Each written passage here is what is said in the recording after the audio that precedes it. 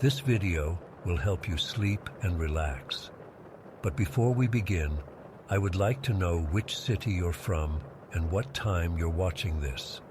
Now, subscribe to the channel, relax, and let's begin. I still lose sleep over what happened that night, even though it's been over 5 years now. I was 16, a junior in high school, living with my parents and younger sister in this old 2-story house that my parents got for cheap because it needed some work. We'd moved in about 8 months before. I wish we never had. That night started normal enough. I remember it was a Tuesday in late October.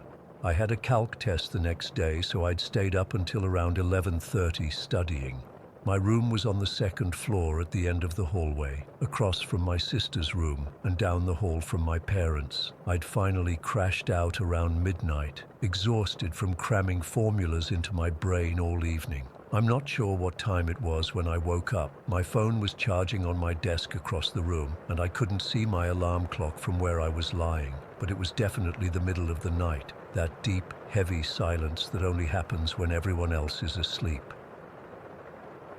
The first thing I noticed was that something felt wrong. You know that feeling when you sense someone watching you? It was like that, but worse. Then I realized my room wasn't dark anymore. It was bathed in this weird, sickly green light. Not bright like daylight, but definitely not normal darkness either. Kind of like when there's a thunderstorm and the sky gets that weird color, except this was definitely green, a pale, eerie green that made everything in my room look alien and wrong. I thought maybe it was coming from outside, like maybe a car with weird headlights had pulled up, or someone was shining a light at our house. But when I sat up in bed, I realized the source of the light was coming from my bedroom doorway. My door was half open. I always slept with it closed completely, always, but it was standing halfway open and in that doorway. God, I still get chills thinking about it. In the doorway was this figure. At first, my sleepy brain couldn't process what I was seeing. It looked like a woman, but wrong in every possible way. She, or it, was incredibly tall, had to be at least 7 feet, hunched slightly to fit under the doorframe. The green light was coming from its eyes, these huge almond-shaped eyes that glowed like toxic waste. They weren't just reflecting light, they were the source of it, casting that sickly green glow throughout my room. Its skin, that's what made me realize this wasn't human. It wasn't skin at all. It looked like tree bark, rough, ridged and dark, with deep grooves and cracks running along what should have been flesh. It was like someone had carved a woman out of an ancient tree and somehow brought it to life, and it was moving. One of its arms was slowly extending along the wall of my room, reaching in. Its fingers were impossibly long, ending in what looked like actual claws, not fingernails, but literal wooden talons that scraped faintly against the wall. The sound was barely audible, but I could hear it, a light scratching like branches against a window. I couldn't move. I couldn't scream. I just sat there in my bed, clutching my blanket, staring at this thing as it gradually reached further into my room. I remember thinking, this isn't real. I'm dreaming. This has to be a nightmare. But I could feel the cold air from the hallway. I could hear the scratching. I could smell something like damp earth and rotting leaves. Then it noticed me watching. Its head, which had been focused on where its hand was reaching, suddenly snapped toward me. Those glowing green eyes locked onto mine, and I swear I felt something cold rush through my entire body. For a second, we just stared at each other, me frozen in terror, it seemingly surprised that I was awake. Then it opened its mouth. The scream that came out of that thing will haunt me for the rest of my life. It was like a woman's scream, but distorted, with this deep, guttural undertone that no human could possibly make. It sounded like it was coming from somewhere far away and right next to my ear at the same time. The mouth itself was just wrong. It opened way too wide, revealing nothing but absolute darkness inside, like a void or a black hole. Not teeth, not a tongue, just emptiness. As it screamed, its hair, which I hadn't really noticed before, began to rise upward, like it was floating in water or charged with electricity. It wasn't normal hair either. It looked like thin, twisted vines or roots, moving with a life of their own. That's when I finally reacted. I dove under my covers, pulling them over my head like a little kid, heart pounding so hard I thought it would explode. The scream continued, vibrating through my room, through my body. I was shaking uncontrollably, tears streaming down my face, certain I was about to die. Then the screaming started to fade, like it was moving away down the hallway. It got fainter and fainter, but I didn't dare move. I stayed under those covers, barely breathing, for what felt like hours, but was probably only minutes. The room got darker under my blanket, and I realized the green glow was fading too. Eventually, the house fell silent again. Just the normal creaks and settling sounds of an old house. No screaming, no scratching, nothing. I don't know how long I stayed frozen like that. Maybe 20 minutes, 30. I was terrified that if I looked out, it would still be there, waiting. But eventually, I couldn't take it anymore. I had to know. Slowly, so slowly, I peeled the blanket back just enough to peek out with one eye. My room was dark again, normal darkness, not green. The doorway was empty, still half open exactly as it had been. No bark-skinned woman, no glowing eyes, nothing. I reached over to my nightstand and fumbled for my lamp, clicking it on. The sudden yellow light was almost blinding, but also the most comforting thing I'd ever seen. My room looked normal. Everything was in its place. Nothing had been disturbed.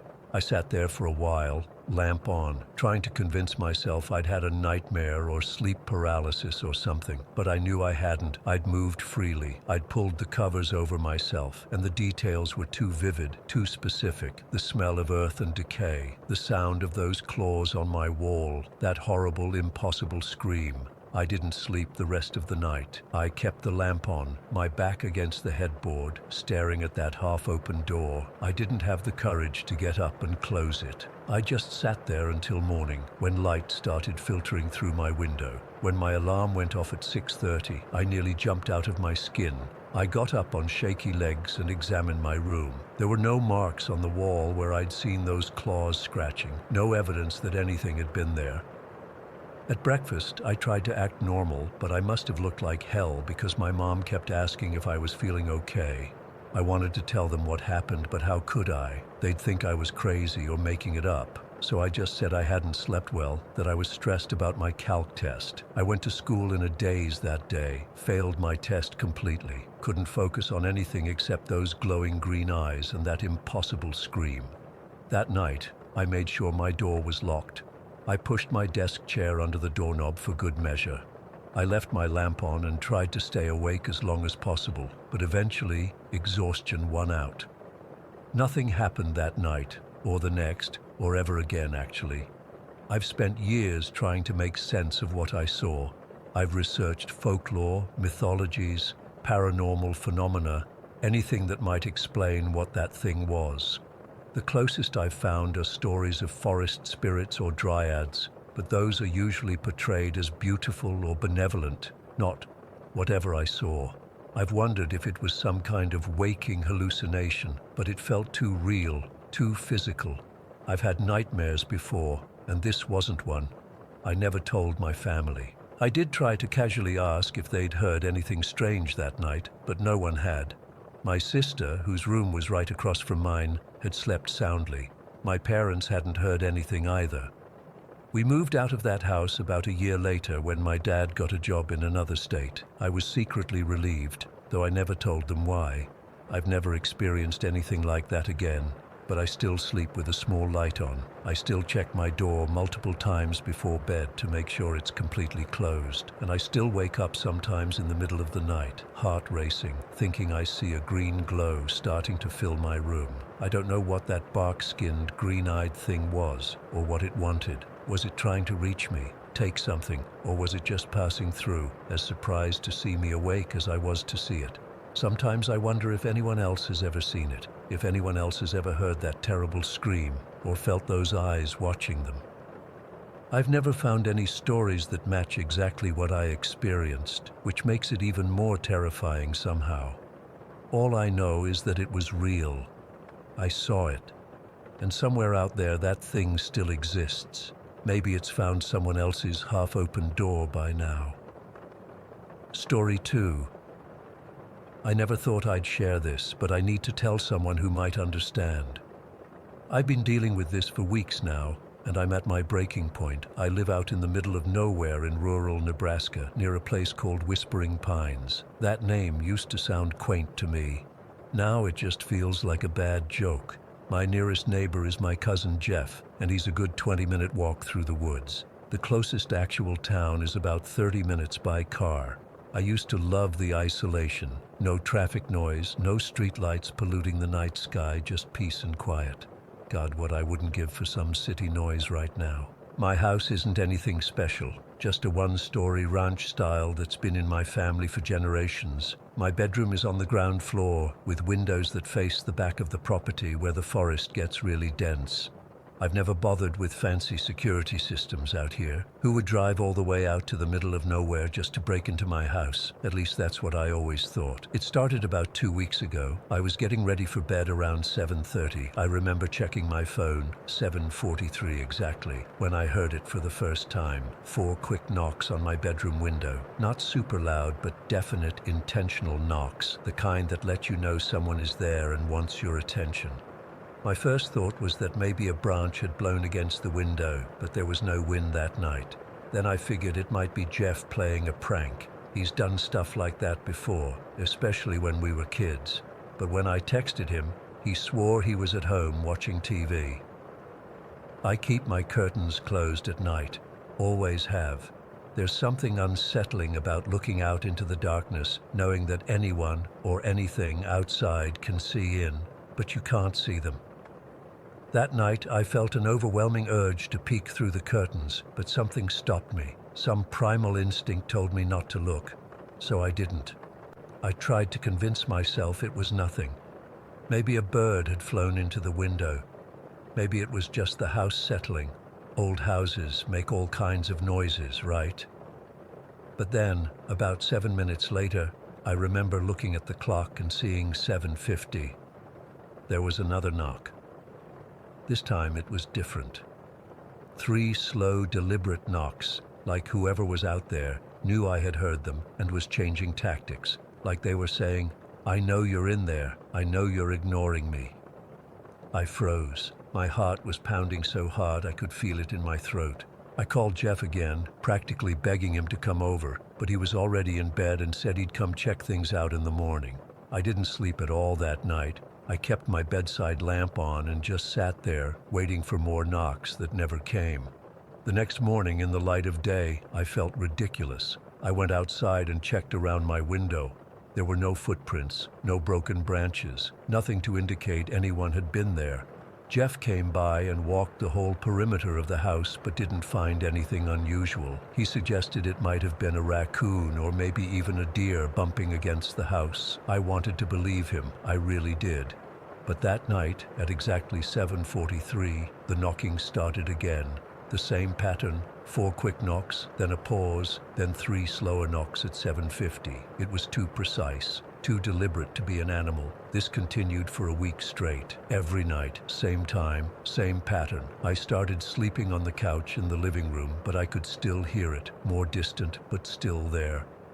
After the 3rd night, I called the sheriff's office. They sent Deputy Miller out, but of course, by the time he arrived, the knocking had stopped. He looked around with his flashlight, checked all the windows, and told me to call if it happened again while he was on duty. I knew he didn't believe me. I could see it in his eyes. That look people give you when they think you're just some hysterical woman living alone and imagining things. But I wasn't imagining it. The knocks were real, and they were getting louder.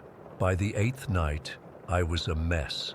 I hadn't had a decent night's sleep in over a week. I was jumpy, irritable, seeing things out of the corner of my eye.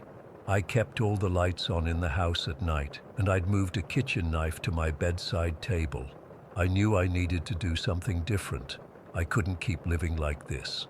So last night I decided I was going to look.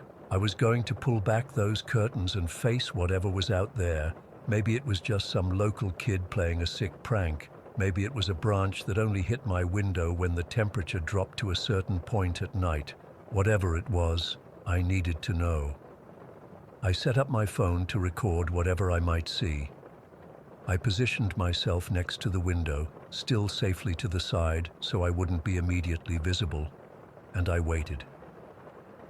7:43 came, and like clockwork, the knocks started, 4 quick raps against the glass. My hands were shaking so badly I could barely hold my phone. I counted to 3 in my head, took a deep breath, and yanked the curtain aside. Nothing. There was nothing there, just the darkness of the woods beyond my yard. I felt such overwhelming relief that I actually laughed out loud. I must have stood there for a full minute, just staring out into the night, feeling foolish for being so scared. But then I noticed something. At the edge of my yard, just where the light from my window reached the tree line, something moved. It was hard to make out at first, just a darker patch of darkness. But as my eyes adjusted, I could see it was a figure, humanoid but wrong somehow, too tall, too thin, standing absolutely still except for what looked like a slight swaying motion. I felt the blood drain from my face. I couldn't move, couldn't breathe. I just stood there staring at it, and I swear it was staring back at me, even though I couldn't make out any eyes. Then slowly, it raised one impossibly long arm, and it waved at me. A friendly little wave, like we were old acquaintances greeting each other across the yard. That's when the real terror hit me, because that gesture was so human, so normal, but everything else about the figure was just not. I dropped the curtain and stumbled backward, knocking over my bedside lamp. The bulb shattered, plunging the room into darkness. I fumbled for my phone, hands shaking so badly I dropped it twice before managing to turn on the flashlight. And then, at exactly 7:50, the 3 slow knocks came again, but this time they weren't on my bedroom window. They were on my front door. I think I screamed. I don't really remember. What I do remember is calling Jeff, babbling so hysterically that he could barely understand me. He said he was coming right over and to call the police. I did, but they said the same deputy who'd come before was on another call, and it would be at least 45 minutes before anyone could get to me. The knocking at the front door stopped after those 3 knocks, but then it started again on my bedroom window, then the bathroom window, then the kitchen window. It was moving around the house, knocking on every window, one after the other, like it was testing, searching for a way in, or maybe just letting me know that it had me surrounded. Jeff arrived in what felt like hours, but was probably only about 15 minutes. I heard his truck roaring up the driveway and I ran to the front door, ready to bolt outside to safety. But something made me hesitate. What if it wasn't Jeff? What if whatever was out there was trying to trick me into opening the door? I peered through the peephole, and thank God it was him. I flung the door open and practically fell into his arms, sobbing uncontrollably. Jeff came inside and locked the door behind him. He had his hunting rifle with him, which should have made me feel safer, but somehow it didn't. He walked through the entire house, checking every window, every door. Nothing was broken, no signs of anyone trying to get in, but the knocking had stopped the moment he pulled into the driveway. He wanted to go outside and look around, but I begged him not to. I told him about the figure I'd seen, trying to describe it, even though I hadn't gotten a clear look. He looked skeptical, but agreed to stay the night on my couch just to make me feel better. I finally fell asleep around 3 in the morning, physically and emotionally exhausted. When I woke up, it was past noon, and Jeff was in the kitchen making coffee. He told me he'd walked the entire property at dawn and found nothing. No footprints, no disturbed brush. Nothing to indicate anyone had been there. He thinks I'm losing it. He didn't say that, but I could see it in his eyes. The same look Deputy Miller gave me. And maybe they're right. Maybe the isolation is finally getting to me. Maybe I'm experiencing some kind of stress-induced hallucination. But I know what I heard. I know what I saw. It's 5:30 now. Jeff had to leave for his shift at the factory, but he made me promise to call him if anything happens tonight. The sun will be setting soon, and I'm sitting here dreading 7:43. I've covered all my windows with blankets. I've pushed furniture against my bedroom door. I've got my phone and my car keys right next to me, ready to run if I need to. I don't know what wants to get in. I don't know why it's fixated on me or my house. All I know is that it's not human and it's persistent and it knows I've seen it now. The worst part is the waiting, knowing it's going to come back, knowing I'm going to hear those knocks again. The 4 quick ones at 7:43, and then the 3 slow ones at 7:50, like clockwork, like a ritual. I'm writing this all down now because I need someone to know what's happening, even if no one believes me. If you live in a rural area, if your bedroom is on the ground floor, keep your curtains closed at night. And if you ever hear knocking on your window, don't look outside. Whatever you do, don't let it know you're listening. Story 3: I've been debating whether to share this for months now. I'm not even sure if typing it out will help me process what happened, but I need to get this off my chest. I've told a few close friends, but their reactions have ranged from polite nods to outright dismissal. Maybe someone here will understand. I'm a maritime student from Lunenburg, Nova Scotia. Last year I was lucky enough to secure a spot aboard the Picatinny Castle, a steel-hulled tall ship that offers a 13-month training voyage circumnavigating the globe. It was the opportunity of a lifetime, something I'd dreamed about since I was a kid, watching ships come and go from our harbor. Before I get into what happened, you need to know about my grandmother, Emily Pearl Taylor. Though everyone just called her Granny, she lived in Cairo, Illinois, in the same little white house with blue shutters that she'd owned for nearly 60 years. She was 92, and despite her age, she still had this incredible sharpness to her. Her body was failing her in small ways, arthritis in her hands. Hearing that required you to speak up, but her mind was as quick as ever. Granny was deeply religious, the kind who never missed a Sunday service and had Bible verses for every occasion. He, on the other hand, never connected with religion. It was a source of playful contention between us. She'd quote scripture, I'd counter with science, and we'd both end up laughing. Despite our differences, we were incredibly close. She practically raised me after my mom died when I was 9. 3 months into our voyage, we docked in Cape Town, South Africa.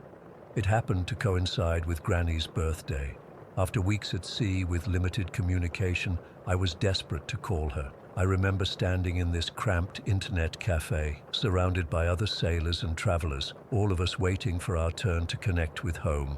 When I finally got through, Granny's voice came through the line so clearly it was like she was standing next to me. We talked about the journey, the dolphins that raced alongside our ship off the coast of Brazil, the night sky in the middle of the Atlantic, the way the Southern Cross looked different than the stars back home. She told me about her birthday party, a small gathering at her church, homemade apple pie, her specialty, and how the congregation had sung to her. Then, out of nowhere, her tone changed. "Brian," she said, her voice suddenly serious, "I don't think I'll be here when you get back." My stomach dropped. "What are you talking about, Granny? Did the doctor say something? Are you sick?" "No, nothing like that," she said. "Just a feeling. When you get to be my age, you start to know these things." I tried to laugh it off. "Come on, Granny. You're going to outlive us all." "The Lord calls us when He's ready," she said simply. Something about the certainty in her voice unsettled me.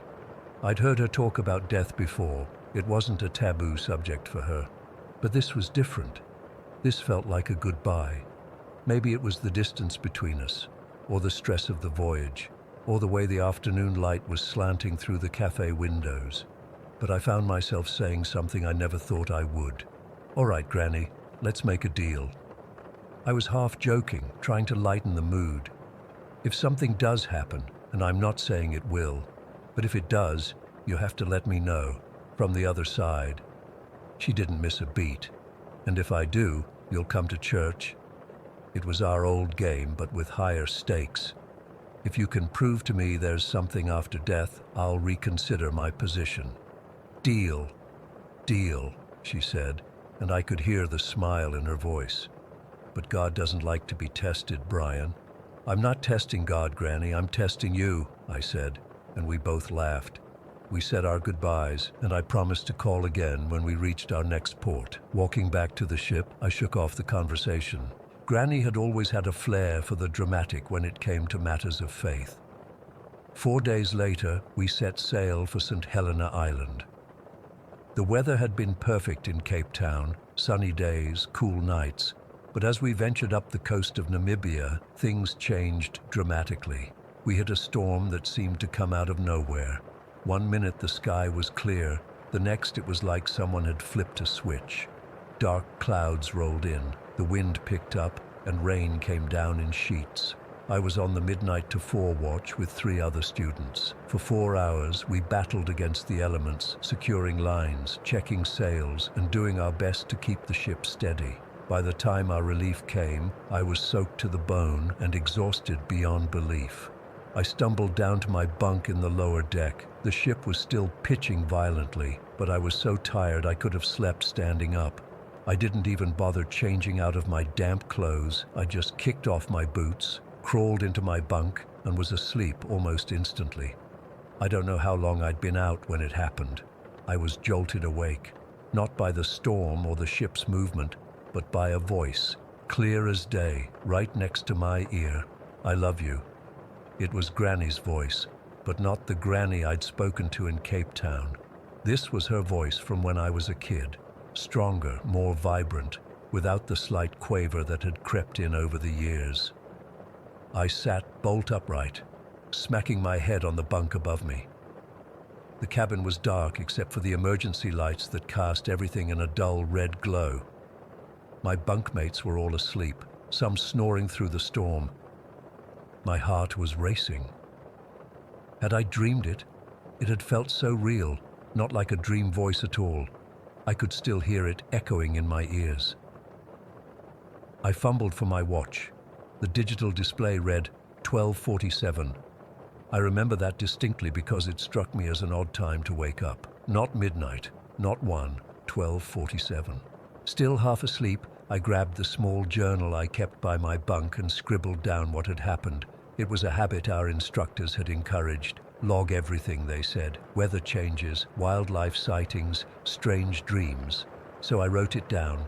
May 23rd, woke up at 12:47 a.m., heard Granny's voice say, "I love you." Weird.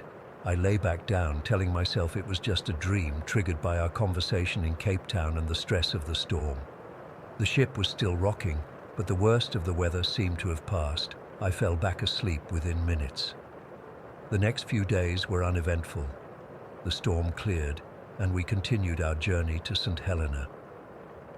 I didn't think much about that night. We were too busy with our training exercises and the daily routine of ship life. We arrived at St. Helena a week later. It's this tiny volcanic island in the middle of the South Atlantic, famous for being where Napoleon was exiled. As soon as we docked, I headed for the island's only internet cafe. I was eager to tell Granny about the storm and hear her voice again. I called my Aunt Lisa first. She lived closest to Granny and checked on her daily. When she answered, I could tell immediately that something was wrong. Her voice was hoarse, like she'd been crying. "Brian," she said, and then paused. I could hear her taking a deep breath. "I don't know how to tell you this." And I knew. Before she said another word, I knew. "It's Granny, isn't it?" "She passed away in her sleep," Lisa said. "The night between the 22nd and 23rd, she went peacefully." The cafe seemed to tilt around me. May 23rd, the same night I'd heard her voice. "What time?" I asked, my own voice sounding distant to my ears. The doctor estimated around midnight. Mrs. Henley from next door found her the next morning when she didn't answer the door for their morning coffee. I did the math quickly. St. Helena is 4 hours ahead of Illinois. If Granny had passed around midnight her time, it would have been around 4 a.m. here. But I'd heard her voice at 12:47 a.m. St. Helena time, which would have been around 8:47 p.m. in Illinois, hours before she died. I didn't tell Lisa about the voice. What could I say? That Granny had contacted me before she died. That didn't make any sense.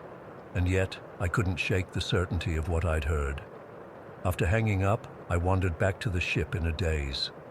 In my cabin, I pulled out my journal, flipping to the entry from May 23rd. There it was, in my own handwriting. Woke up at 12:47 a.m., heard Granny's voice say, "I love you." Weird. I sat on my bunk, staring at those words for what felt like hours. Was it possible? Had Granny somehow reached across thousands of miles to say goodbye? Or was it just a coincidence, a dream that happened to occur on the same night she passed? The rational part of my brain said coincidence. The part of me that remembered the certainty in Granny's voice when she said she wouldn't be there when I got back wasn't so sure. I spent the rest of our time in St. Helena in a fog. My instructors noticed my distraction and gave me some space. We had a small memorial service on the deck of the ship. My crewmates didn't know Granny, but they understood what she meant to me. We couldn't change our itinerary. The ship had a schedule to keep, so I couldn't go home for the funeral. Instead, I wrote a letter to be read at the service and sent it via email. In it, I mentioned the black pearl I'd bought for her in Mangareva Island. I'd been saving it for when I got home, planning to have it set in a pendant for her. Now it sat in my sea chest, wrapped in a scrap of cloth. The voyage continued. We crossed the Atlantic again, sailed up the coast of South America, through the Panama Canal and across the Pacific. In each port, I called home, piecing together the details of Granny's last days. Apparently, she'd been in good spirits, showing no signs of illness. The day before she died, she'd rearranged her entire living room, telling her neighbors she wanted things to look nice. 5 more months passed before I finally made it home. The first thing I did was visit Granny's grave. It was a simple plot in the church cemetery, marked with a modest plaque. I knelt in the grass beside it, taking the black pearl from my pocket. "I brought you your present," I said, pressing it into the soil beside her plaque. "Sorry it's late." I stayed there for a long time, thinking about our last conversation, about our deal. Had she kept her end of it? Was that really her voice I'd heard that night? I'm still not sure. The rational explanation is that it was just a dream, a coincidence. But then I think about the time, 12:47, such a specific moment to wake up, and the quality of her voice, younger, stronger, exactly how she sounded in my childhood memories. Sometimes I wonder if time works differently for the dying. If maybe, in her last moments, Granny's spirit somehow reached forward to the moment of her actual passing, and in doing so, crossed the distance between us. Or maybe it's simpler than that. Maybe she just kept her promise. I've gone back to my life now, finished my maritime training, started working on cargo ships, but I find myself looking at the stars differently when I'm on night watch, wondering what's out there, wondering if Granny found whatever she was, so certain waited beyond this life. I still haven't gone to church, though. If Granny's spirit is watching, I'm sure she's shaking her head in fond exasperation. "Still stubborn," she'd say, and I'd say, "Learned from the best, Granny."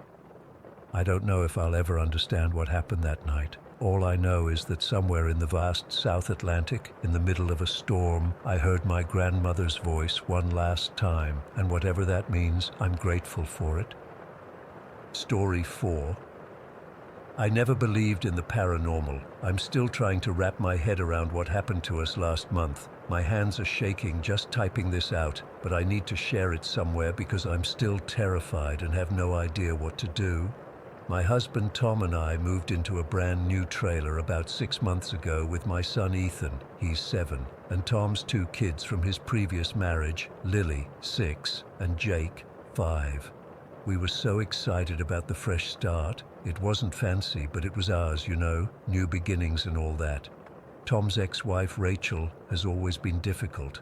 I try not to badmouth her because of the kids, but there's no other way to put it. She's toxic. She's constantly creating drama, calling at all hours, and using the kids as pawns. The custody arrangement gives her weekends, which was fine by us. Last month, Tom dropped Lily and Jake off at Rachel's place for their weekend visit. When he got back, he seemed really upset. Apparently, Rachel had been especially nasty that day, screaming at him in front of the kids and telling him he should just kill himself. I tried to comfort him, but he had to leave for an overnight work trip that same evening. Just 2 days, he promised, kissing me goodbye. When I get back, we'll have a nice family weekend. That was the night everything changed. I put Ethan to bed around 8:30 and settled in to watch some TV. Around 10, I heard footsteps in the hallway. Thinking Ethan had gotten up for water, I called out, "Everything okay, buddy?" No answer. I got up and checked his room. He was sound asleep. I convinced myself it was just the new trailer settling. We'd only been there a few months, and I was still getting used to the sounds. But then I heard it, a child's voice whisper, "Mom?" It sounded exactly like Lily. But Lily wasn't home.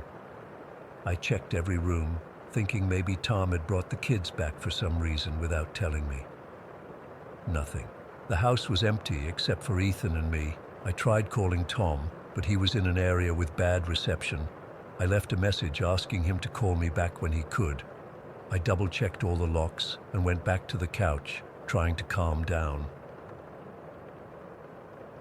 Around midnight, I went to the bathroom. As I was washing my hands, I swear I saw a grayish mist form in the mirror behind me. Before I could even react, the bathroom door slammed shut so hard the walls shook. My bottle of perfume flew off the counter and smashed against the wall. I ran out of there so fast I slipped on the tile. My heart was pounding as I checked on Ethan again, still asleep, thankfully. I turned on every light in the house and sat on the couch with a kitchen knife next to me. I didn't sleep at all. The next morning, I convinced myself I'd imagined it all. Stress, exhaustion, and being alone in a new place. That had to be it. Ethan woke up happy and normal, asking for pancakes. I didn't mention anything to him. But that evening, it started again. While Ethan was playing in his room, I heard the same footsteps, this time running up and down the hallway.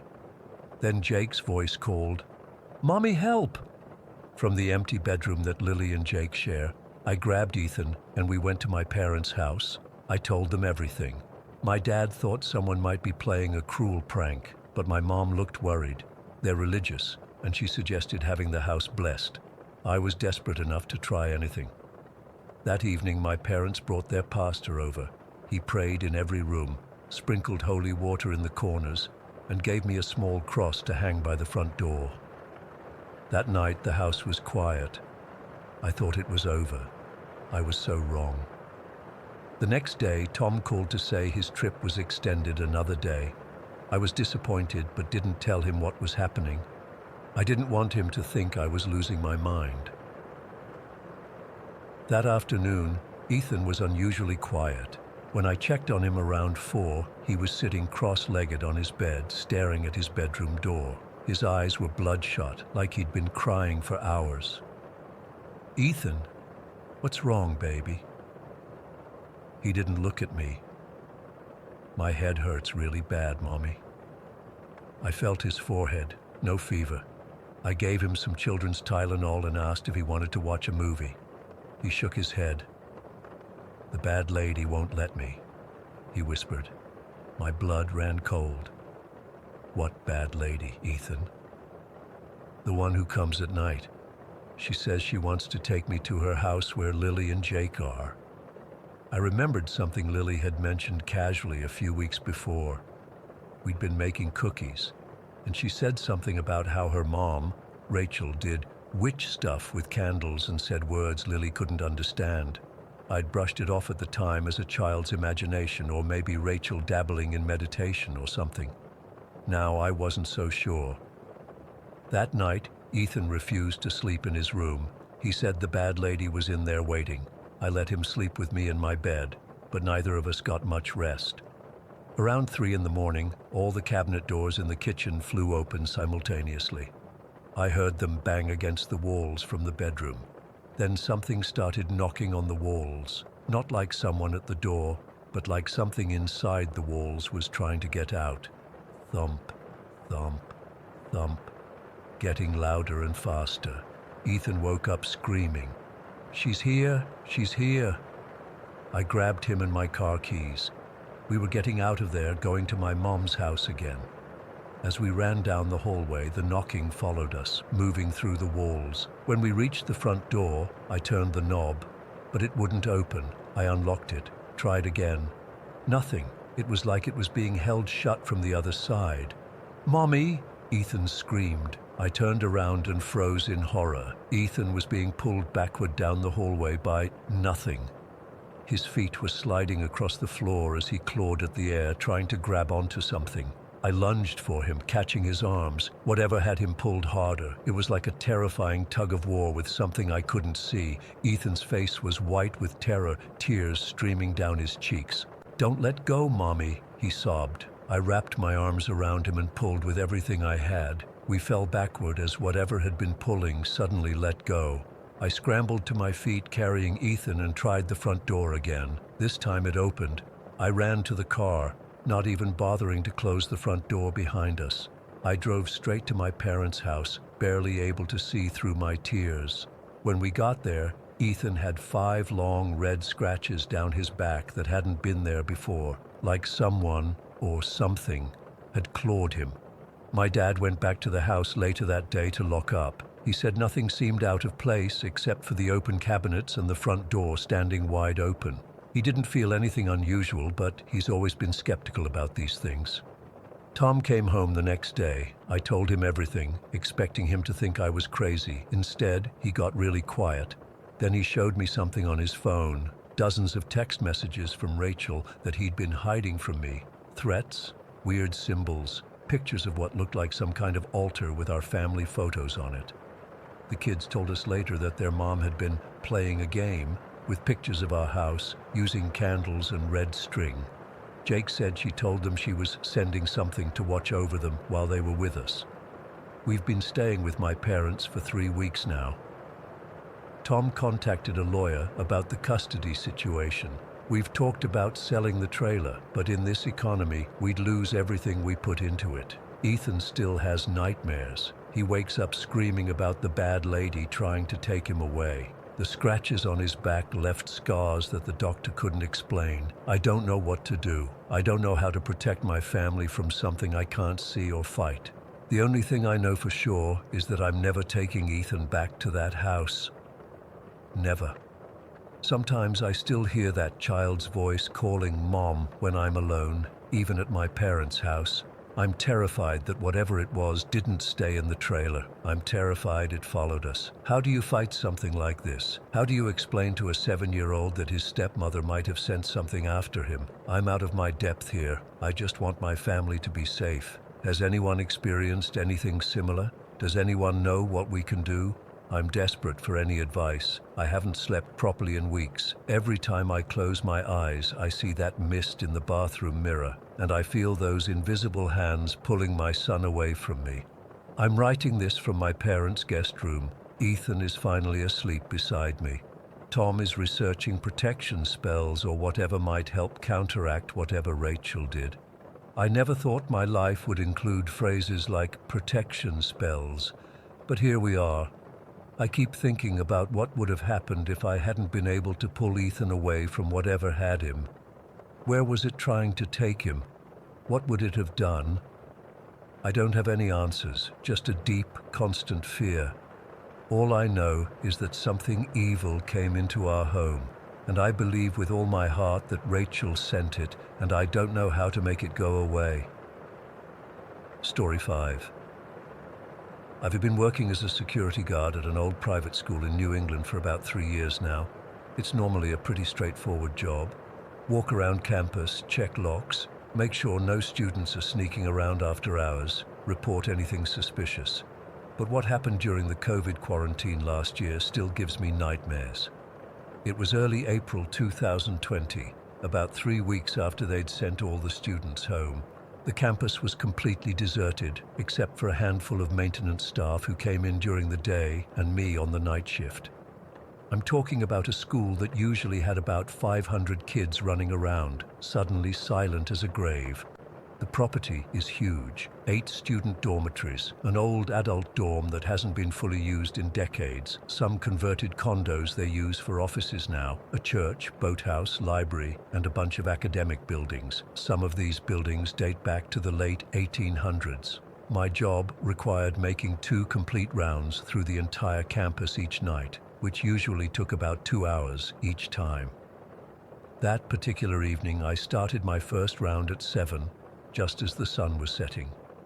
The spring air had that damp chill that seeps into your bones, and fog was starting to roll in from the river. I remember thinking how creepy the place looked without all the normal activity, like one of those post-apocalyptic movies where everyone just vanished. I'd already checked most of the newer buildings and was making my way through the old school building that connects to the science center. This building is the original structure from when the school was founded, with those squeaky wooden floors and narrow hallways that always smell like old books and floor polish. I was on the first floor, checking classroom doors, when I heard it. Running footsteps directly above me, not just a creak or settling noises old buildings make, but distinct, rapid footsteps, like someone was sprinting down the hallway. My first thought was that maybe some maintenance guy was working late, though that seemed unlikely given the lockdown restrictions. I radioed in to base, which is just a fancy way of saying I called my supervisor to ask if anyone else was supposed to be in the building. He confirmed I was the only one authorized on campus that night. Great.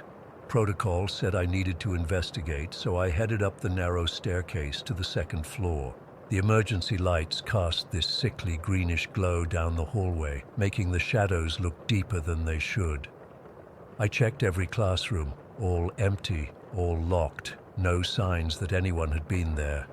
Then I heard more footsteps, only now they were coming from the third floor, even faster this time, like someone was running back and forth. My heart started pounding in my chest. I'm not a small guy, I'm 6'2" and did some boxing in college, but something about those footsteps made the hair on my arms stand up.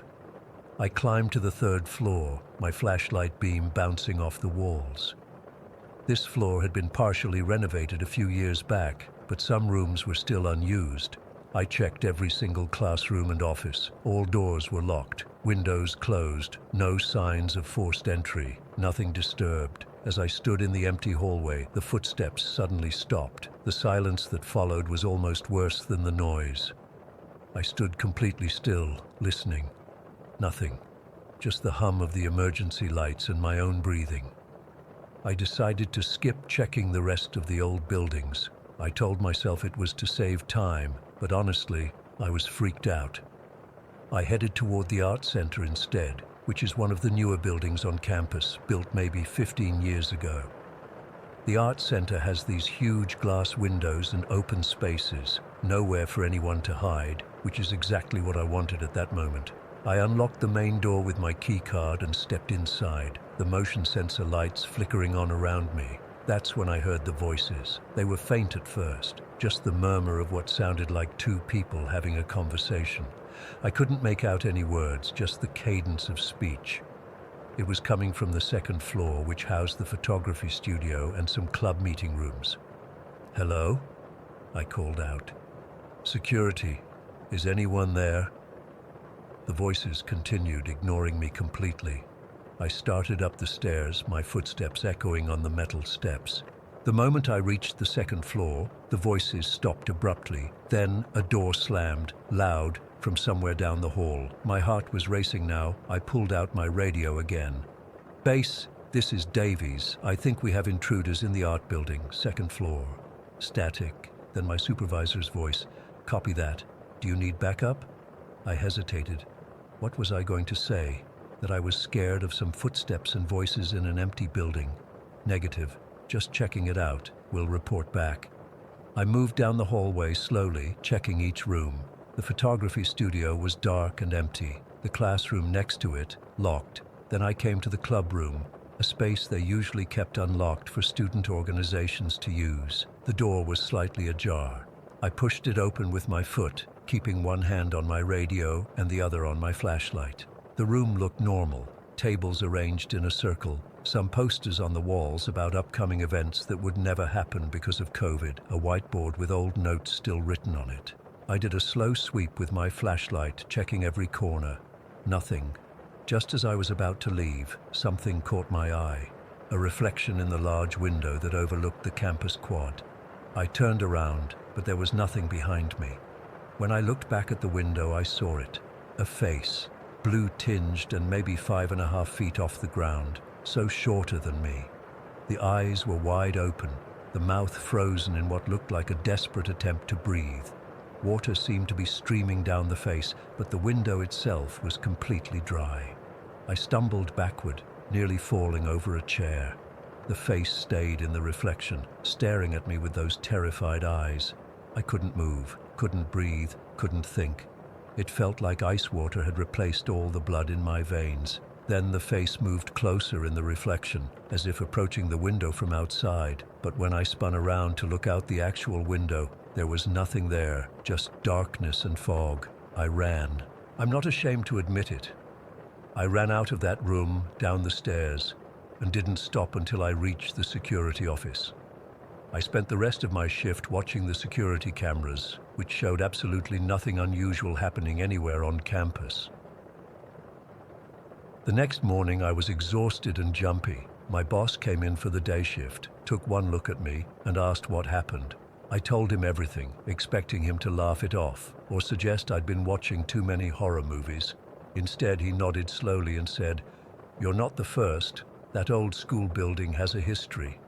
He told me that when he first started working there 20 years ago, he'd had his own experience in that building, hearing what sounded like a classroom full of children reciting lessons, even though the place was empty.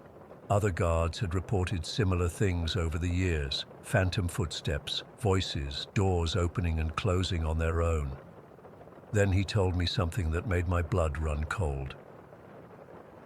In the early 1900s, a young boy from the school had drowned in the river near the boathouse. According to the old records, his body wasn't recovered for 3 days. When they finally found him, his face had turned blue from being underwater so long. "Some people think he's still here," my boss said. "A permanent resident, you might say.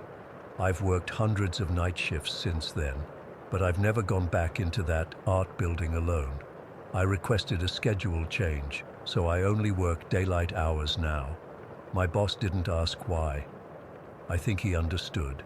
The school reopened partially last fall, with a limited number of students returning to campus. Life has slowly started getting back to normal, but sometimes when I'm doing my rounds and pass by the art center, I swear I can feel someone watching me from those big windows. I never look up.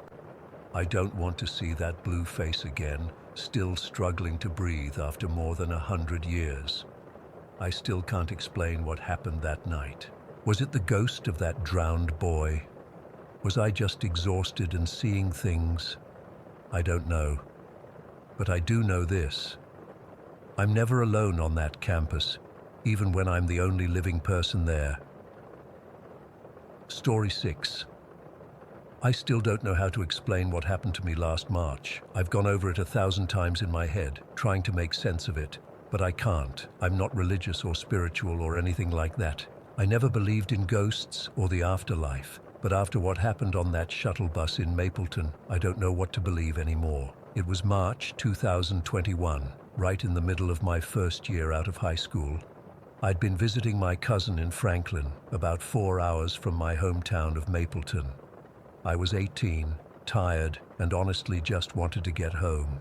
The shuttle was this old beat-up thing with seats that smelled like they'd been cleaned with the cheapest disinfectant possible. You know that fake lemon smell that somehow makes everything worse? The bus wasn't crowded when I got on. There was an older man reading a newspaper, a mom with her little kid who wouldn't stop kicking the seat in front of him, and a couple of other random people. I grabbed a window seat about halfway back and put my backpack on the seat next to me. I hadn't slept well at my cousin's place. Her apartment was right next to some construction site that started work at like 6 in the morning, so I was exhausted. I remember checking my phone before we left the station. It was around 2 in the afternoon, and I texted my mum that I was on my way home. The sky was overcast, threatening rain, and the heat in the shuttle was making me drowsy. I put in my earbuds, leaned my head against the window, and closed my eyes. The vibration of the bus against my temple and the soft music in my ears lulled me to sleep almost immediately. I don't know how long I was out. When I woke up, it took me a moment to remember where I was. My neck was stiff from being pressed against the window and my mouth felt dry. I blinked a few times, trying to orient myself. The first thing I noticed was that my backpack wasn't next to me anymore. It was on the floor by my feet, and someone was sitting beside me. I turned my head, still groggy from sleep, and saw a young woman. She looked to be in her 20s, with dark hair neatly braided and pinned back. She was wearing a simple blue dress with a pattern I couldn't quite make out. Something about her seemed to glow. Not like a light bulb or anything obvious, but like her skin was reflecting light that wasn't actually there. I remember thinking that was weird since the day was cloudy and the shuttle's interior lighting was dim and yellowish. The woman was just sitting there with her hands folded in her lap, looking straight ahead.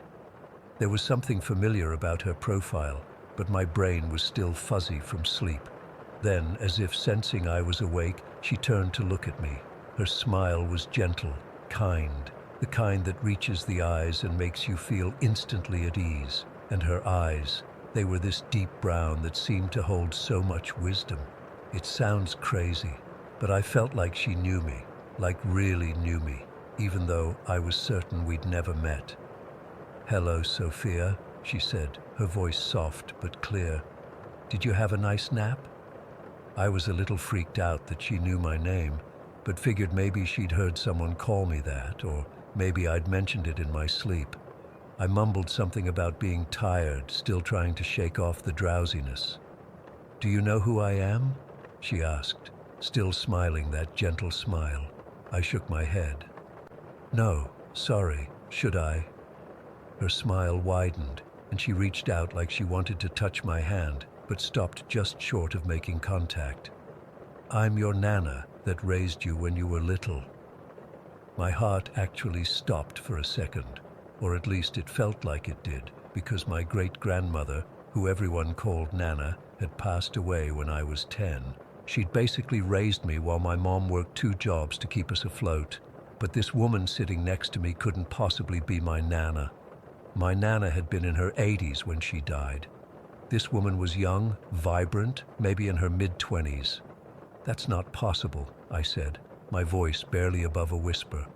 "My great-grandmother died in 2013. The woman nodded, not at all put off by my disbelief. "I know, sweetheart. I was there." A chill ran down my spine. I looked around the shuttle, wondering if this was some kind of weird prank. There were fewer people now, just the driver, a man sitting directly in front of me that I didn't remember seeing when I got on, and us. No one was paying any attention to our conversation. I turned back to the woman, really looking at her now. There was something about the shape of her nose, the way her eyes crinkled at the corners when she smiled. I'd seen old photographs of my Nana when she was young, black and white pictures from the 40s, and now that I was really looking, this woman did look like those photos, but even younger than in the oldest pictures I'd seen. "This isn't possible," I repeated, but my voice was shaking now. "You can't be her." "Why not?" she asked simply. Because dead people don't just show up on shuttle buses," I hissed, keeping my voice low even though no one seemed to be listening. She laughed then, a soft musical sound that hit me like a physical blow. It was my Nana's laugh. Exactly her laugh. I hadn't heard it in 8 years, but I would know it anywhere. "Oh, Sophia," she said, shaking her head, "always so practical. You get that from your mother. She never believed in anything she couldn't see or touch either." Tears were starting to well up in my eyes, because she was right. That was exactly what my mom always said about me, and it was exactly how my Nana used to say it, with that same fond exasperation in her voice. "If you're really my Nana," I said, trying to keep my voice steady, "tell me something only she would know." She didn't hesitate. "When you were 7, you fell off the back porch and broke your arm. You were so brave at the hospital that I promised to make you your favorite cookies. The peanut butter ones with the Hershey's Kiss in the middle. Every week for a month. But you made me promise not to tell your mother how you really broke your arm. You told her you fell off the swing because you weren't supposed to be climbing on the porch railing." The tears spilled over now. No one knew about that, not even my mom. It was our secret, mine and Nana's. I'd never told anyone. "How are you here?" I whispered, not bothering to wipe away the tears. "How is this happening?" She sighed, looking out the window for a moment. "I don't have all the answers, honey. I just know that sometimes, when someone needs us badly enough, we find a way to be there, even if just for a little while." But I didn't. I started to say I didn't need her, but that wasn't true. The past year had been hell. My mom and I had been fighting constantly. I'd broken up with my boyfriend of 2 years. I was supposed to start college but deferred because I didn't know what I wanted to do with my life. Everything felt like it was falling apart, and so many times I'd thought about how much I wished my Nana was still around. She always knew what to say to make things better. "You did," she said simply. "And so here I am." I couldn't hold back anymore. I started sobbing right there on the shuttle bus, not just quiet tears, but big, ugly, hiccuping sobs. I was expecting the driver to say something or the man in front of us to turn around, but no one reacted at all. Nana, and I had accepted by now that it was her somehow, reached out and placed her hand over mine. Her touch felt warm and solid, not at all what I would have expected from a ghost, spirit, whatever she was. "Be strong, wear a smile, and carry on," she said softly. Those words hit me like a truck. It was a line from her favorite song, "Till the Lights of London Shine Again." She used to sing it all the time when I was little. It was a song from World War II, and she told me her mother used to sing it to her when she was scared during the air raids. When I was upset, she'd sing it to me too. "I can't," I whispered. "Everything's such a mess, Nana. I don't know what I'm doing with my life." "Neither did I at your age," she said with a small laugh. "Or at 30. Or at 50, if I'm being honest. Life isn't about having all the answers, Sophia. It's about finding the strength to keep going until things make sense again." The shuttle started to slow down then, pulling into a stop I didn't recognize. It wasn't Mapleton, but some small town I'd never seen before. The man sitting in front of us stood up, gathered his things, and headed toward the door without a backward glance. Nana squeezed my hand. "I have to go now. Take care of yourself." Panic surged through me. "No, please don't leave me again. I still need you." Her smile was sad but firm. "You have everything you need right here," she said, touching my chest lightly. "You always have." Before I could say anything else, she stood up and walked down the aisle of the shuttle. I wanted to follow her, to grab her and make her stay, but I couldn't move. It was like I was frozen in place. All I could do was watch as she reached the door, turned back one last time to smile at me, and then stepped off the bus. The shuttle pulled away from the stop, and I finally regained control of my body. I rushed to the window, pressing my face against the glass to see if I could spot her on the sidewalk. But there was no one there, just an empty bus stop in a town I'd never seen before. I spent the rest of the journey in a daze. When we finally reached Mapleton, I half expected my mom to ask me why my eyes were so red, why I looked like I'd seen a ghost. But she just hugged me and asked if I wanted pizza for dinner. I've thought about that day every single day since. I've researched the town where we stopped. It's called Millfield, about 2 hours from Mapleton, but found nothing special about it. I've looked into stories about spirits visiting the living, near-death experiences, all kinds of supernatural phenomena. Nothing quite matches what happened to me. Sometimes I wonder if I dreamed the whole thing, if the stress and exhaustion just made me hallucinate. But I know in my heart that's not what happened. The conversation was too real, the details too specific. And there's one more thing. When I got home and unpacked my backpack, I found a small, perfectly formed Hershey's Kiss at the bottom of the front pocket. I hadn't packed any chocolate for the trip. I don't have answers. I don't know if I ever will. All I know is that for one brief, impossible moment on a shuttle bus in March 2021, my Nana came back to me when I needed her most. And even though she's gone again, I try to remember what she told me. Be strong, wear a smile, and carry on. Story 7. I've never told this story publicly before. My hands still bear the scars, and sometimes when I close my eyes, I can smell the smoke. This happened 2 years ago, and I still don't have a rational explanation for what occurred that night.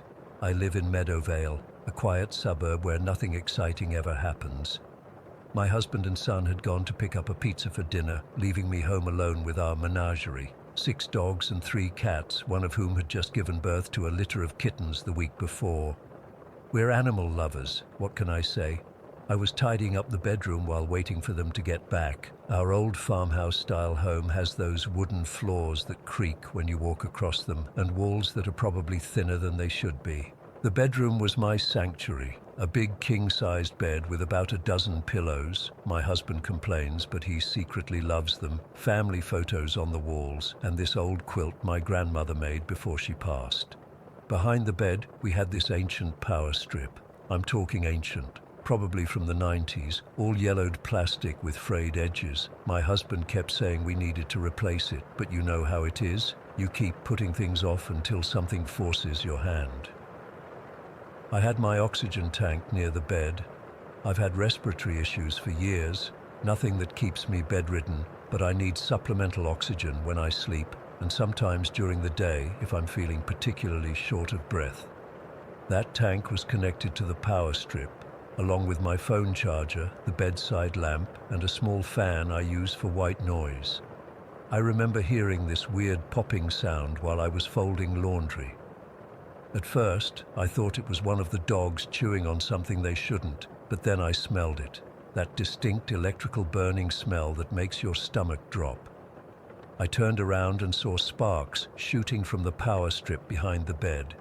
Before I could even react, there was a small flame, just a tiny thing, dancing at the edge of the strip where the plastic had melted. I lunged for it, thinking I could smother it with the blanket I was folding, but in those few seconds, the flame found the oxygen line. I don't know if you know this, but oxygen doesn't explode like in movies. What it does is make everything around it burn faster, more intensely. The fire raced along the tube, and suddenly, my bedspread was on fire. The flames spread to the carpet, and in seconds, my peaceful bedroom turned into a nightmare. I screamed for help, but no one was home to hear me. I ran to the bathroom, filled a cup with water, and threw it on the flames. It did nothing. The fire was already burrowing into the mattress, burning it from the inside out. Black smoke started billowing everywhere, making it hard to see, hard to breathe. The dogs were barking frantically, running around my legs. The mama cat had moved her kittens under the bed for safety, right in the path of the fire. I dropped to my knees, reaching under to grab them, but the smoke was getting thicker. My eyes were watering so badly I could barely see. I ran to get more water, dumping cup after cup onto the flames, but it was like trying to put out a bonfire with a teaspoon. My hands, God, my hands. I was pulling burning stuffing out of the mattress with my bare hands, throwing it into the water-filled trash can, but more kept coming. The pain was excruciating, but I couldn't stop. I couldn't let my babies die. The smoke was getting thicker, and I was getting dizzy. I remember coughing so hard I thought my lungs would come up. My throat felt like I'd swallowed glass. The fire alarms were blaring, adding to the chaos. I tried to call 911. But in my panic, I'd left my phone on the burning bed. I looked around at all my animals, my family, and realized I couldn't save them all. I couldn't carry 9 animals out by myself, not in time. The kittens were so tiny, and some of our dogs are big. Our Mastiff mix weighs almost as much as I do. I'd need to make multiple trips, and by then I picked up Milo, our smallest Chihuahua, and clutched him to my chest. I sat on the edge of the bed that wasn't yet burning and closed my eyes. The smoke was so thick I could barely breathe. My hands were blistering, raw, the skin peeling off in places. I knew I was going to die. In that moment, I wasn't afraid anymore. I was just sad. Sad that I couldn't save them. Sad that they would suffer because of a stupid power strip we should have replaced months ago. I don't consider myself particularly religious. I believe there's something out there, but I've never been one for church or prayer. But in that moment, with death literally surrounding me, I whispered into the smoky air, "Please, someone, anyone, if you can hear me, please don't let us die. They don't deserve this. Help us." It wasn't even a proper prayer, just a desperate plea to whatever might be listening. I must have started to pass out, because the next thing I remember is my husband shaking me, yelling my name. My son was behind him, his face pale with shock. They'd come home to find smoke pouring from the windows, the alarms screaming. My husband dragged me outside while my son started grabbing animals. I was coughing, struggling to breathe, but the minute I hit fresh air, I turned around and ran back inside. I couldn't leave them. I just couldn't. I stumbled back into the bedroom expecting to see an inferno. Instead, I found nothing. Well, not nothing exactly. The fire was out, completely out. The mattress had a burnt corner, charred and still smoking slightly, but the flames were gone. The carpet had a black melted patch, and the power strip was a melted hunk of plastic, but the fire itself, gone. My son was gathering the cats, the mama with her kittens. My husband was corralling the dogs. They were all alive, confused, scared, but alive. The fire department arrived minutes later. They checked everything, examined the damage, tested for hotspots. The fire marshal looked at the scene with this puzzled expression. "Mom," he said, "this doesn't make sense. With an oxygen source right here, this entire room should have gone up. The fire shouldn't have just stopped." But it had. The fire had burned through part of the mattress, then inexplicably gone out, despite having plenty of fuel. The oxygen tank was still there, undamaged. The fire marshal said it was impossible. Fires don't just stop themselves, especially not with an oxygen source nearby. I was taken to the hospital for smoke inhalation and burns on my hands. Second and third degree burns that would require multiple surgeries and months of physical therapy. But I was alive. We were all alive. The doctors couldn't explain how I'd survived being in that room with that much smoke for that long. The fire investigators couldn't explain how the fire had extinguished itself with abundant fuel still available. My husband couldn't explain how I'd managed to save all our animals. But I think I know something heard me that night. Something or someone was there in that room with me, listening to my desperate plea. I felt it in the moments before my husband arrived, a strange calm, a presence. I can't explain it, but I know it was real. I'm not asking anyone to believe me. Hell, sometimes I'm not sure I believe it myself. But I know what happened that night. I know what I felt, and I know that something impossible saved us when there was no earthly reason we should have survived. My hands still hurt sometimes, especially when it rains. The scars are a constant reminder of that night, but they're also a reminder that when I asked for help, really, truly asked from the depths of my soul, something answered. I don't have proof. I don't have evidence. All I have is my story and the fact that my family, both human and animal, is still here when by all logic we shouldn't be. Sometimes I find myself whispering thank you into empty rooms. I don't know if anything is listening, but just in case, I want whatever helped us that night to know that I'm grateful. That not a day goes by when I don't think about what happened and wonder who or what was watching over us. Story 8. I've never been the type to believe in ghosts or demons or whatever. Growing up Catholic, sure, I had that background, but I've always considered myself pretty rational. That's why what's happening in my apartment is messing with my head so badly. I need to get this off my chest because I'm starting to question my own sanity. Back in December of 2022, I moved into a second-floor apartment in Staten Island with my girlfriend Melissa and her 8-year-old son Ethan. It's in one of those busy areas, typical New York noise, people everywhere, traffic. The apartment is nothing special. 3 bedrooms, 1 bathroom, a small kitchen that opens to the living room, standard stuff. We were just happy to find a decent place we could afford. The first few months were totally normal. We were settling in, getting used to the commute, helping Ethan adjust to his new school. I work in IT, so I'm home a decent amount when I'm not at client sites. Melissa works at a hospital, often night shifts, which means I'm alone with Ethan a lot, or sometimes completely alone when he's at his dad's. It was around April when the first incident happened. I remember it was a Tuesday because I had just finished a remote client meeting. Ethan was at school, and Melissa was at work. I was sitting on the couch in the living room, scrolling through my phone, when I heard it. Robert Michael Delgado. My full name, spoken by a woman's voice, directly behind my head. I'm not talking about some muffled sound that could have been the neighbors or the TV. This was crystal clear, like someone was standing right behind the couch, leaning in toward my ear. The voice sounded young, maybe mid-20s or early 30s. Calm, not threatening, but definitely intentional. I jumped up and spun around so fast I knocked my laptop off the coffee table. Nobody was there.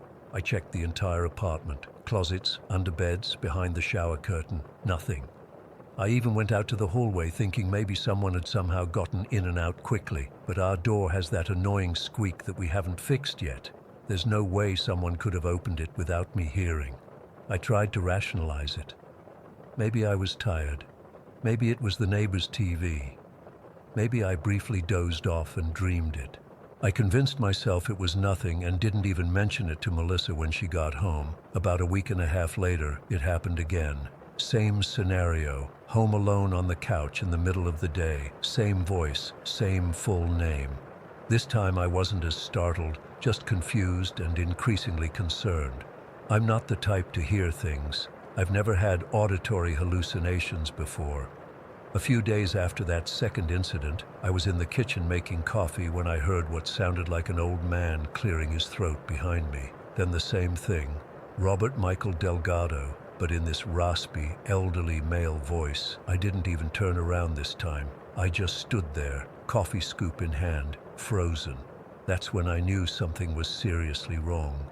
I finally told Melissa about it that night. She was concerned but suggested maybe I was working too hard or needed to get my hearing checked. She hadn't experienced anything unusual herself.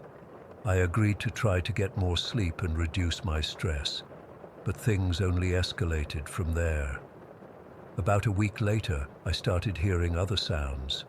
Growling, not like a dog, deeper, more guttural, hissing sounds that would come from empty corners of rooms. Heavy breathing that would suddenly appear next to me when I was alone.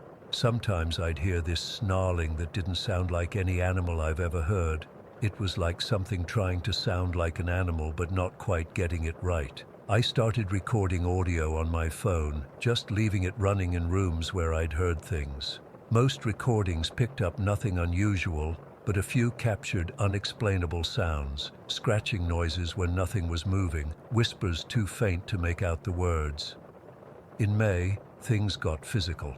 I was walking from the bathroom to our bedroom around midnight when I felt something touch my shoulder. Not a tap, but a firm grip, like fingers pressing into my skin. I spun around, but there was nothing there. Melissa was asleep, and Ethan was at his dad's that night. The second time I was touched was worse. I was doing dishes and something shoved me, hard enough that I stumbled forward and almost fell. That's when I started getting actually scared, not just confused. There was one afternoon when I walked through the hallway and felt this weird sensation, like walking through an electrical field. The hair on my arms and the back of my neck stood straight up, and I got these pronounced goosebumps that lasted for several minutes. It wasn't cold in the apartment, it was actually pretty warm that day. By June, we started seeing things, shadows moving across walls when there was nothing to cast them. One time I was in the shower and I saw what was clearly a person's silhouette walk past the curtain, blocking the light from the bathroom fixture. I yanked the curtain open so fast I tore one of the rings, but no one was there. The bathroom door was still closed. Around this time, Melissa finally started experiencing things too. The weirdest part was that we began hearing each other's voices when we weren't home. She'd text me asking why I was calling her name from the bedroom when I was at a client site across town. I'd hear her asking if I wanted coffee when she was at work. It was like something was mimicking us. The knocking started in July, sometimes gentle taps on the walls or doors, other times hard banging sounds like police raids.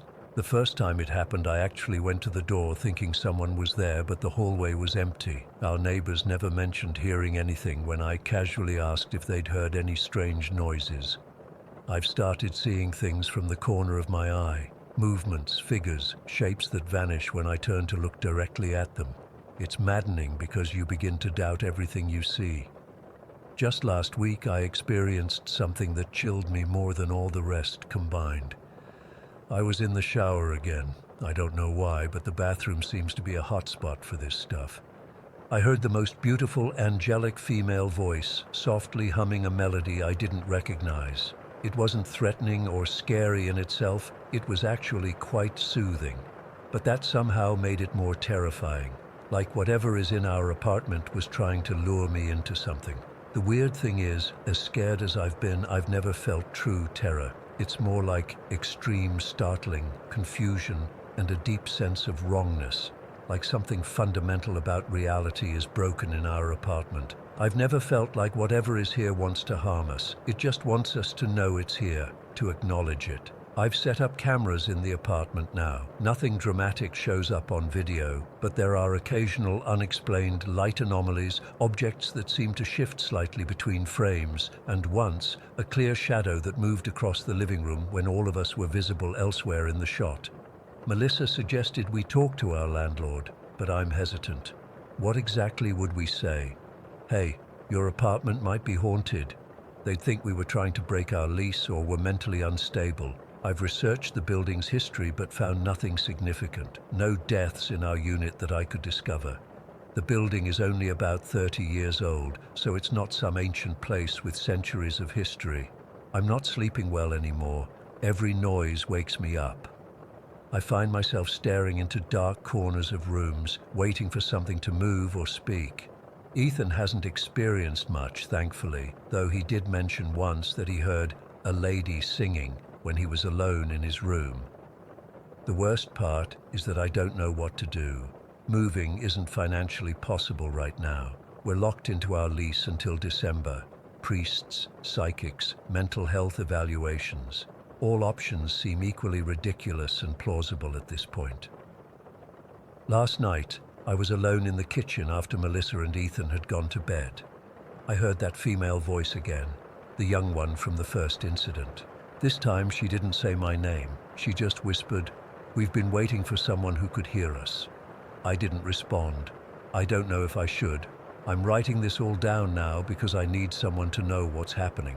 I've got dozens of audio recordings, several video clips with unexplainable elements, and 2 people who can corroborate at least some of these experiences. I'm not crazy. There's something in our apartment, maybe multiple somethings, and they know my name. They can touch me. They can mimic the voices of people I love. And now they're telling me they've been waiting for me. I don't know what that means, and honestly, I'm afraid to find out. Story 9.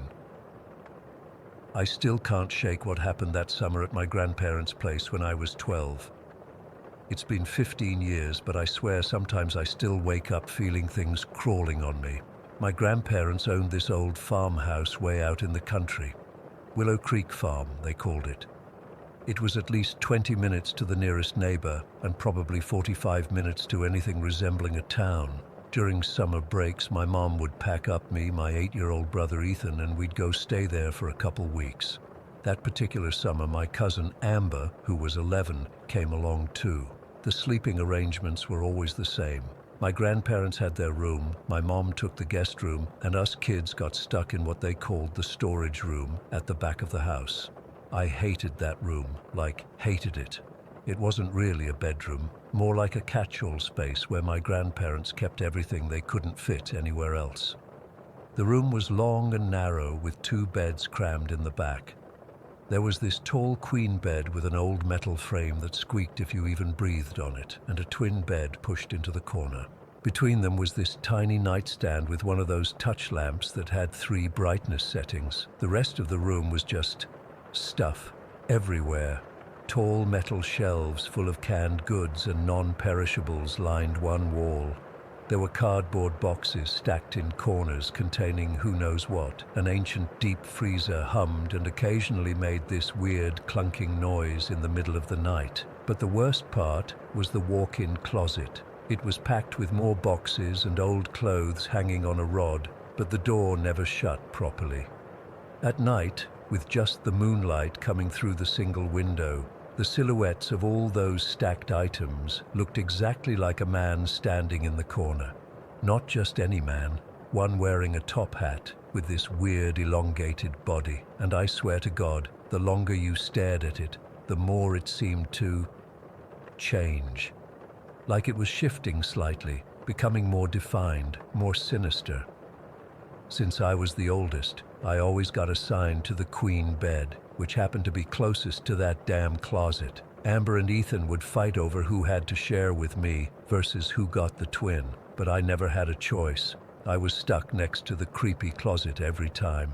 The night it happened was particularly dark. A storm had knocked out power earlier, but it had come back on before bedtime. We'd gone through our usual routine, brushing teeth, changing into pajamas, my grandma coming in to say goodnight and reminding us not to stay up too late talking.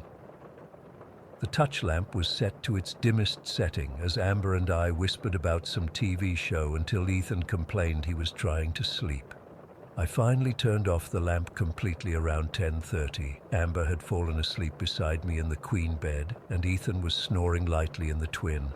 I remember lying there staring at the ceiling, trying not to look at the closet. The deep freezer was making its usual noises, and somewhere in the house the floors were creaking as they settled. I must have been drifting off when I heard it, a loud crash from inside the closet like something had fallen. My eyes shot open and I instinctively looked toward the sound. That's when I saw them, two red, beady eyes staring back at me from the darkness at the back of the closet, not reflective like an animal's would be. These were glowing like tiny LED lights, but there was something organic about them. They were fixed right on me. Before I could even process what I was seeing, the entire bed started shaking. Not like someone bumping it, or even like an earthquake. It was violent. The metal frame was rattling against the floor, the headboard slamming against the wall. It was so forceful that Amber woke up instantly and sat bolt upright. "Isabella, stop it," she hissed, clearly thinking I was jumping or bouncing on the mattress. "It's not me," I whispered back, my voice cracking with fear. We looked at each other in the darkness, both realizing at the same moment that neither of us was causing the bed to move. That's when we both started screaming.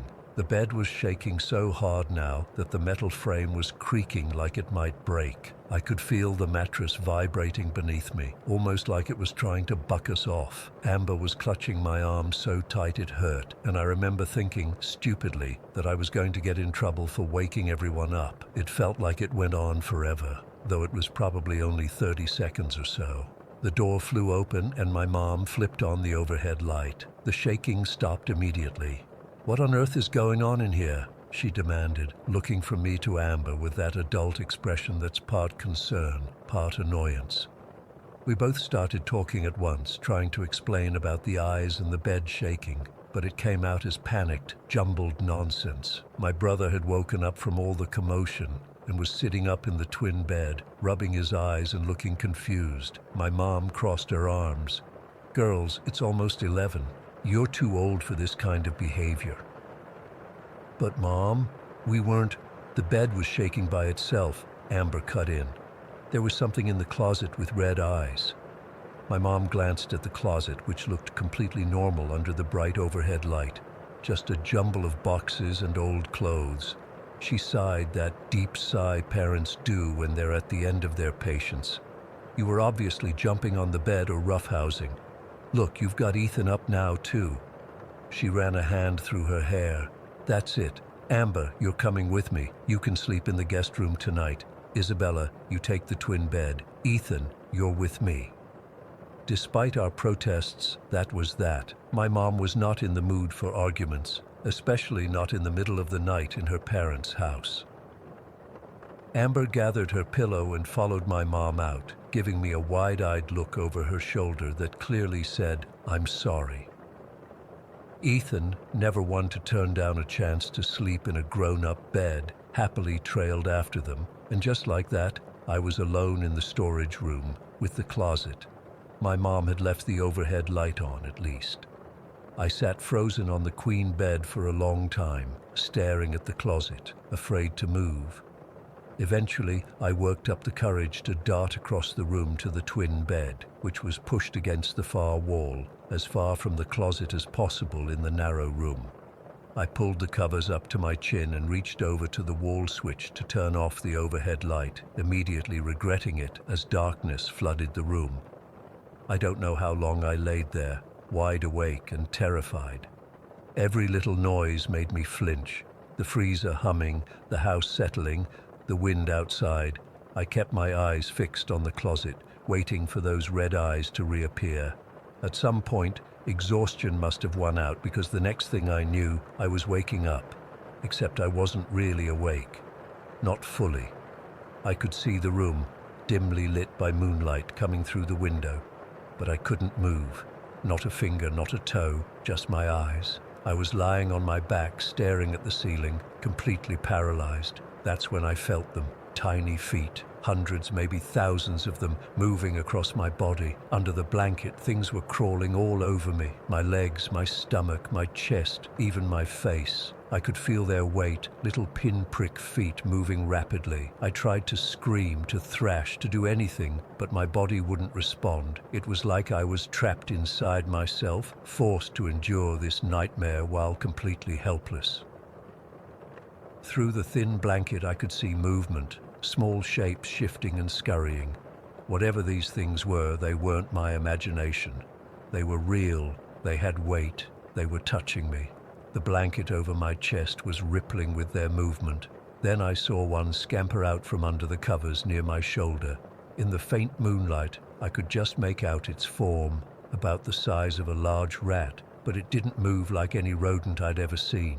It was too fluid, too deliberate, and when it paused at the edge of the bed and turned toward my face, I saw them again, those same beady red eyes from the closet.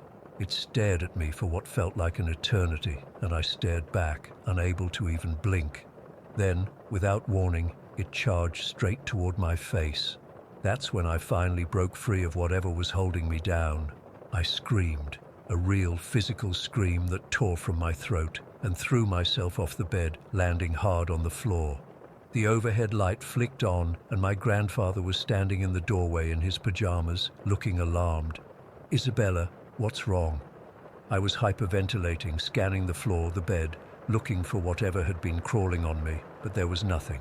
No creatures, no red eyes, nothing out of place, just an ordinary room with an old metal bed, some storage shelves, and a closet with the door slightly ajar. There were things all over me, I stammered, still sitting on the floor, with red eyes. They were crawling on me. My grandfather's face softened with concern. He came over and helped me up, checking me over as if looking for injuries or insect bites. "Looks like you had a nightmare, kiddo," he said gently. "A bad one? Want me to get your mom?"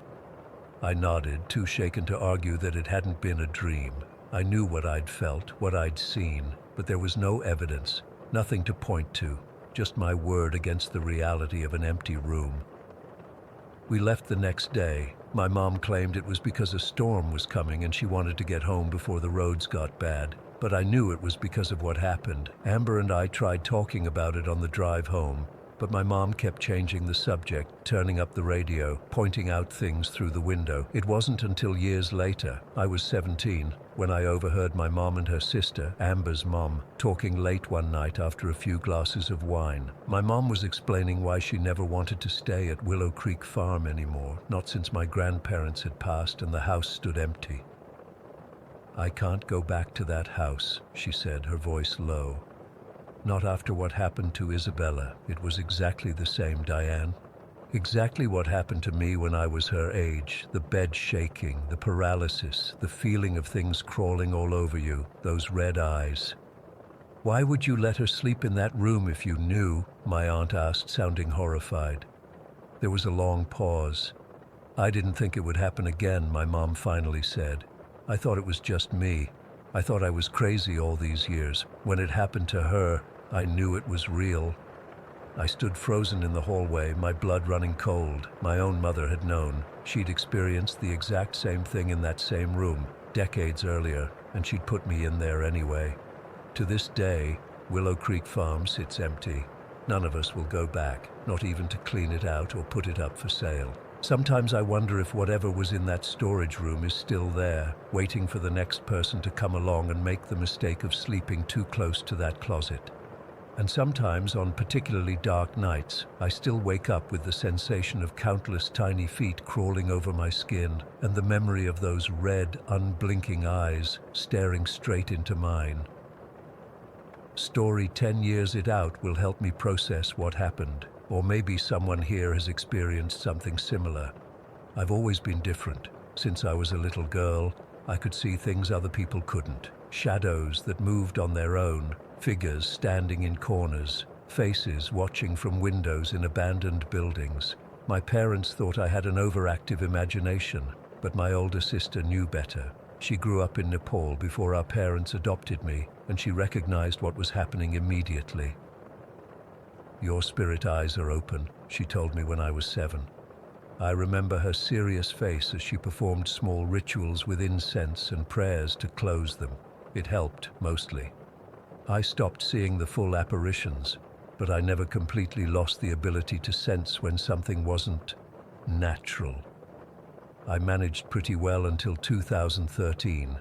That year destroyed me. I discovered my husband had been having an affair with his co-worker for almost a year. I found text messages, hotel receipts, the works. When I confronted him, he didn't even deny it. He just looked at me with this blank expression and said, "I don't think I ever really loved you." 10 years of marriage. Gone. Just like that. I spiraled hard. I couldn't eat, couldn't sleep, lost 20 pounds in a month. I started having these thoughts that wouldn't leave me alone. What was the point of anything? Why keep going?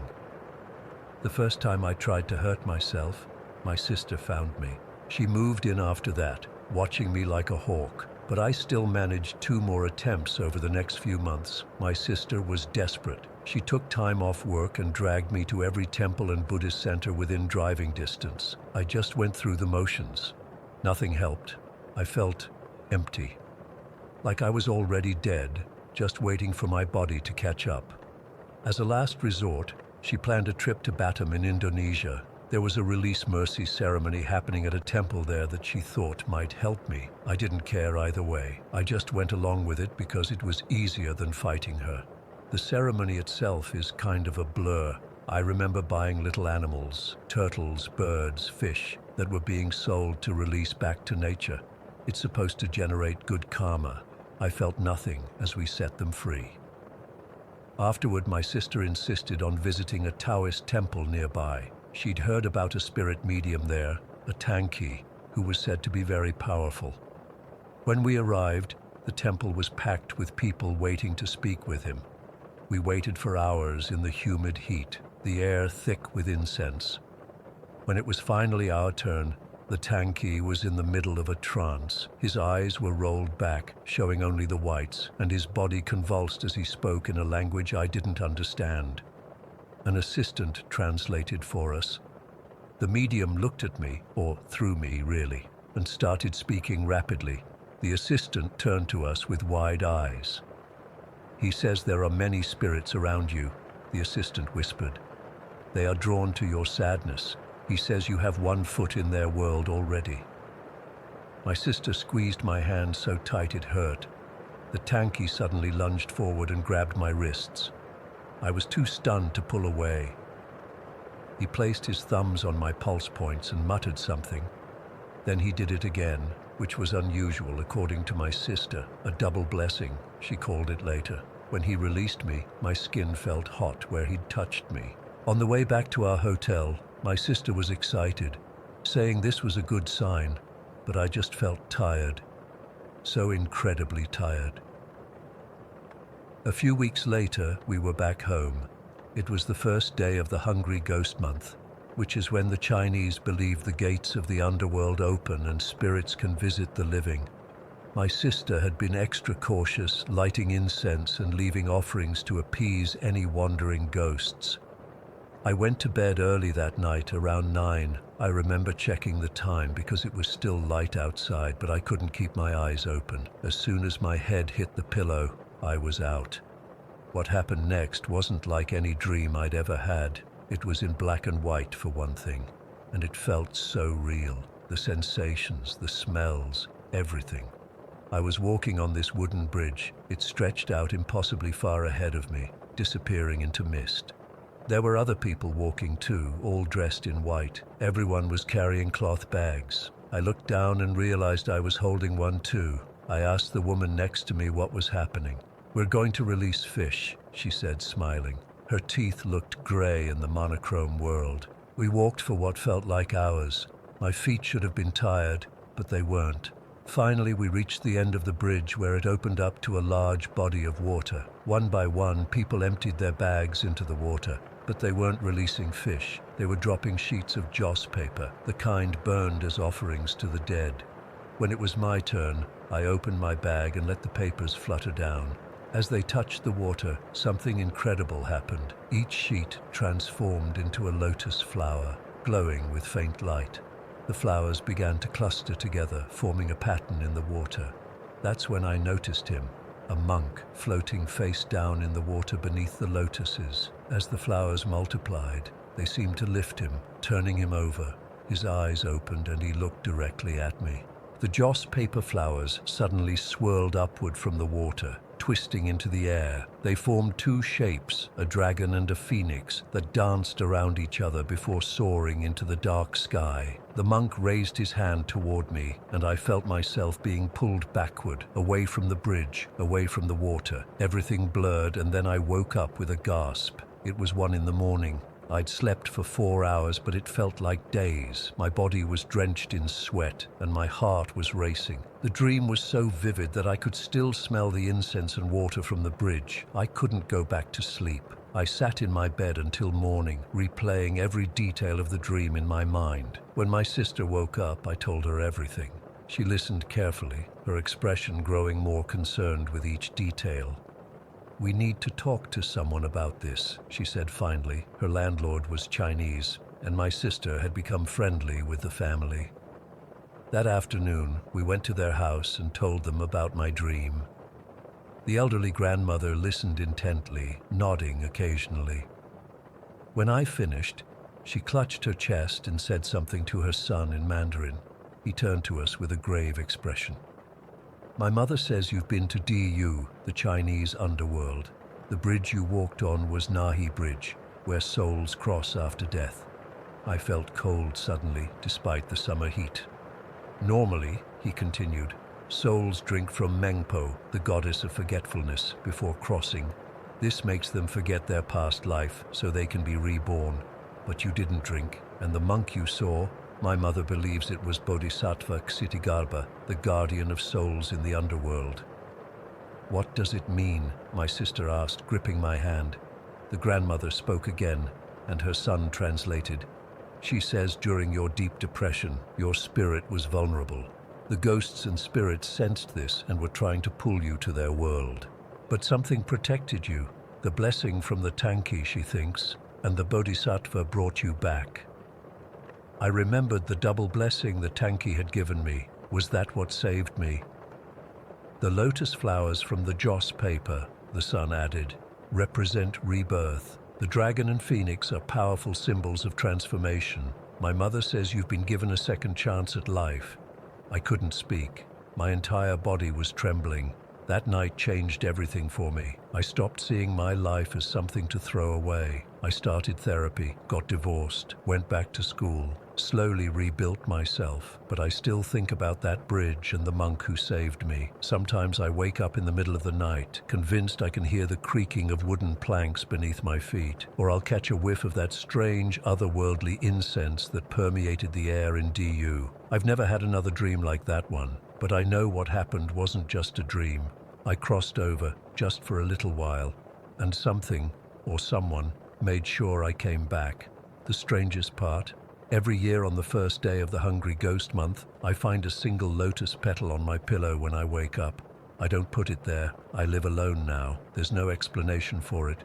Just a reminder, I think, of how close I came to staying on that bridge forever.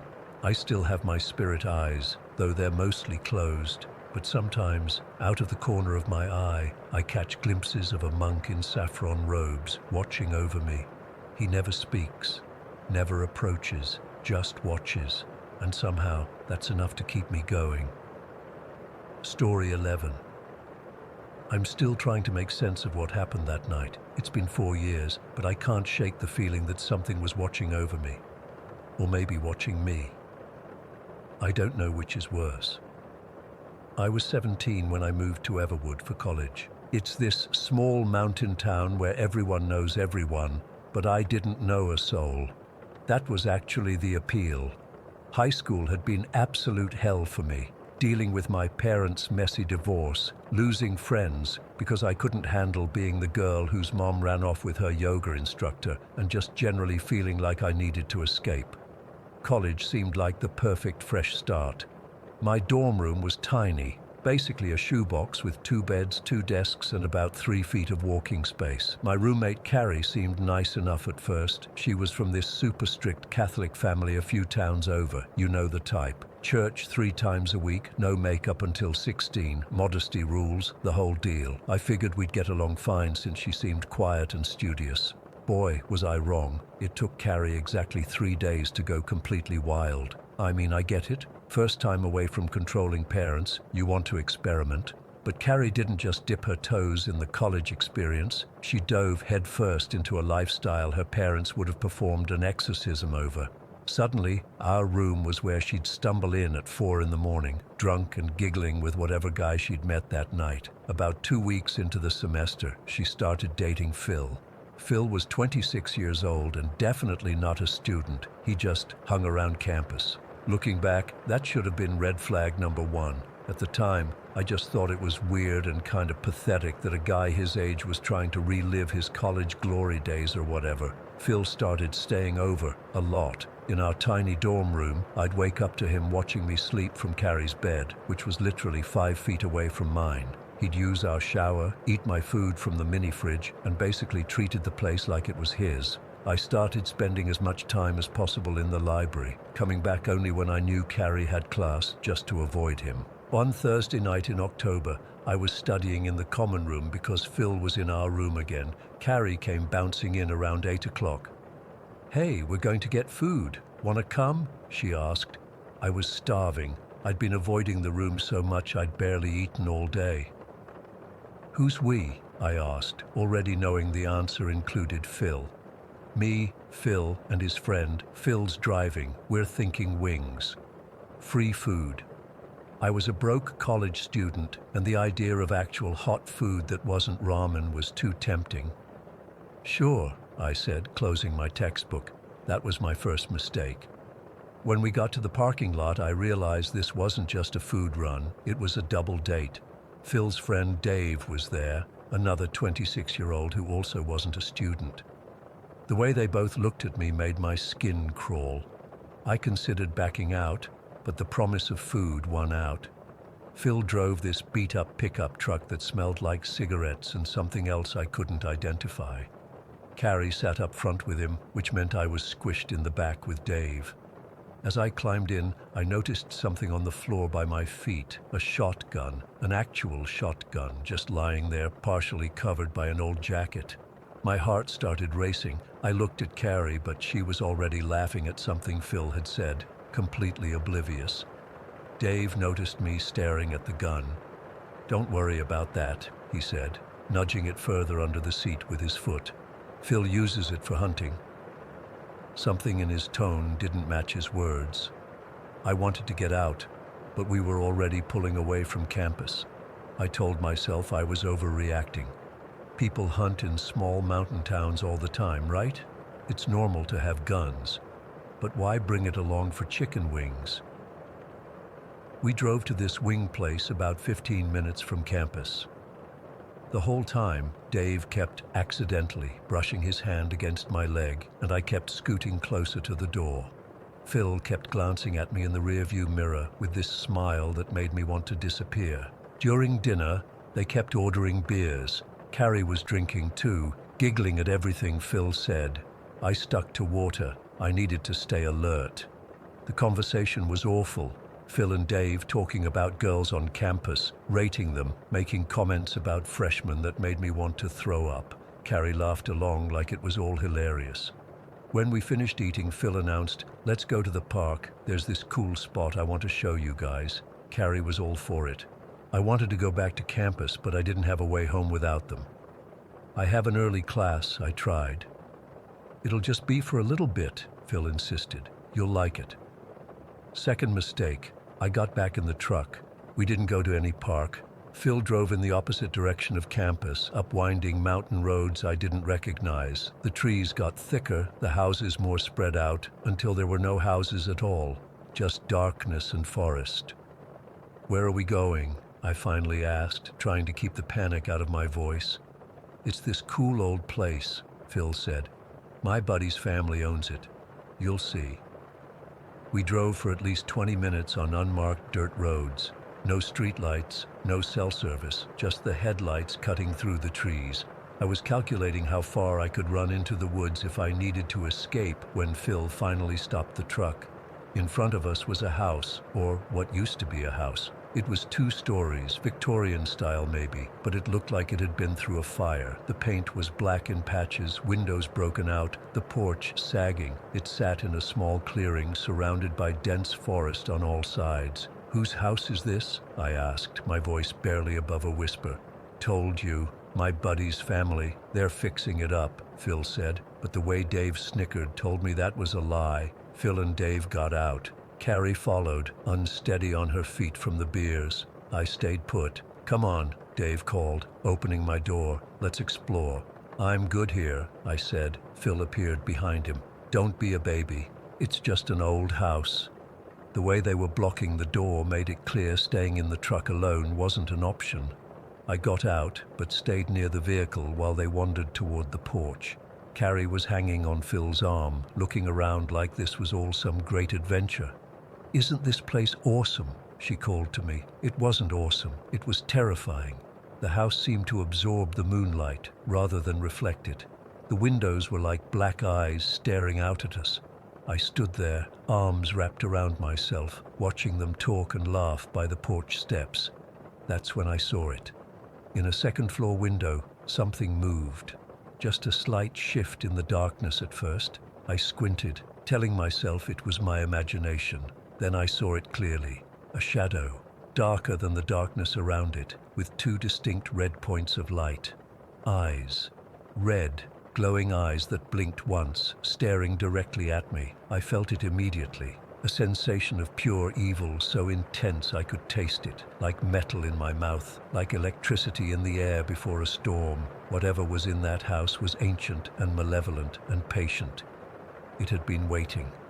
In that moment, I knew with absolute certainty that if I went into that house, I would never come out again. Not as myself, anyway. Phil was gesturing for us to come inside. Carrie was already on the porch. Dave was walking toward me with his hand outstretched. "You look cold," he said. "Let's go inside where it's warmer." There was no way that house was warm. There was no electricity, no lights, just whatever waited in the darkness. I felt a wave of nausea hit me. Real, genuine nausea from the fear and adrenaline coursing through my body, and suddenly I had an idea. "I don't feel good," I said, doubling over. I didn't have to fake it. The terror was real enough. "You're fine," Dave said, reaching for my arm. I stepped back and threw up, violently, but I aimed with purpose, right onto the floor of the truck where the shotgun was. The reaction was instant. Phil started yelling about his truck. Dave jumped back, disgusted. Carrie looked mortified. "What the hell?" Phil shouted. "You puked on my gun." I wiped my mouth, shaking. "I'm sorry. I told you I didn't feel well. Can we please go back now?" Phil was furious, but he also didn't want vomit all over his truck. He cursed, kicked the dirt, then finally said, "Get in. We're leaving." The ride back was tense and silent. I kept my eyes closed most of the way, partly to sell the sick act and partly because I was terrified I'd see those red eyes following us through the trees. When we got back to campus, I grabbed Carrie's arm before she could follow Phil back to our room. "What the hell was that place?" I demanded. "Just some old house. Phil knows the owners." "No, he doesn't. That place is abandoned, and he brought a shotgun, Carrie. A shotgun on a date." She yanked her arm away. "You're overreacting. Phil's a hunter. Lots of guys around here have guns. He's 26 years old, hanging around college freshmen. He took us to an abandoned house in the middle of nowhere. How are you not seeing how messed up this is?" She called me uptight and paranoid. Said I was just jealous because Dave wasn't as into me as Phil was into her.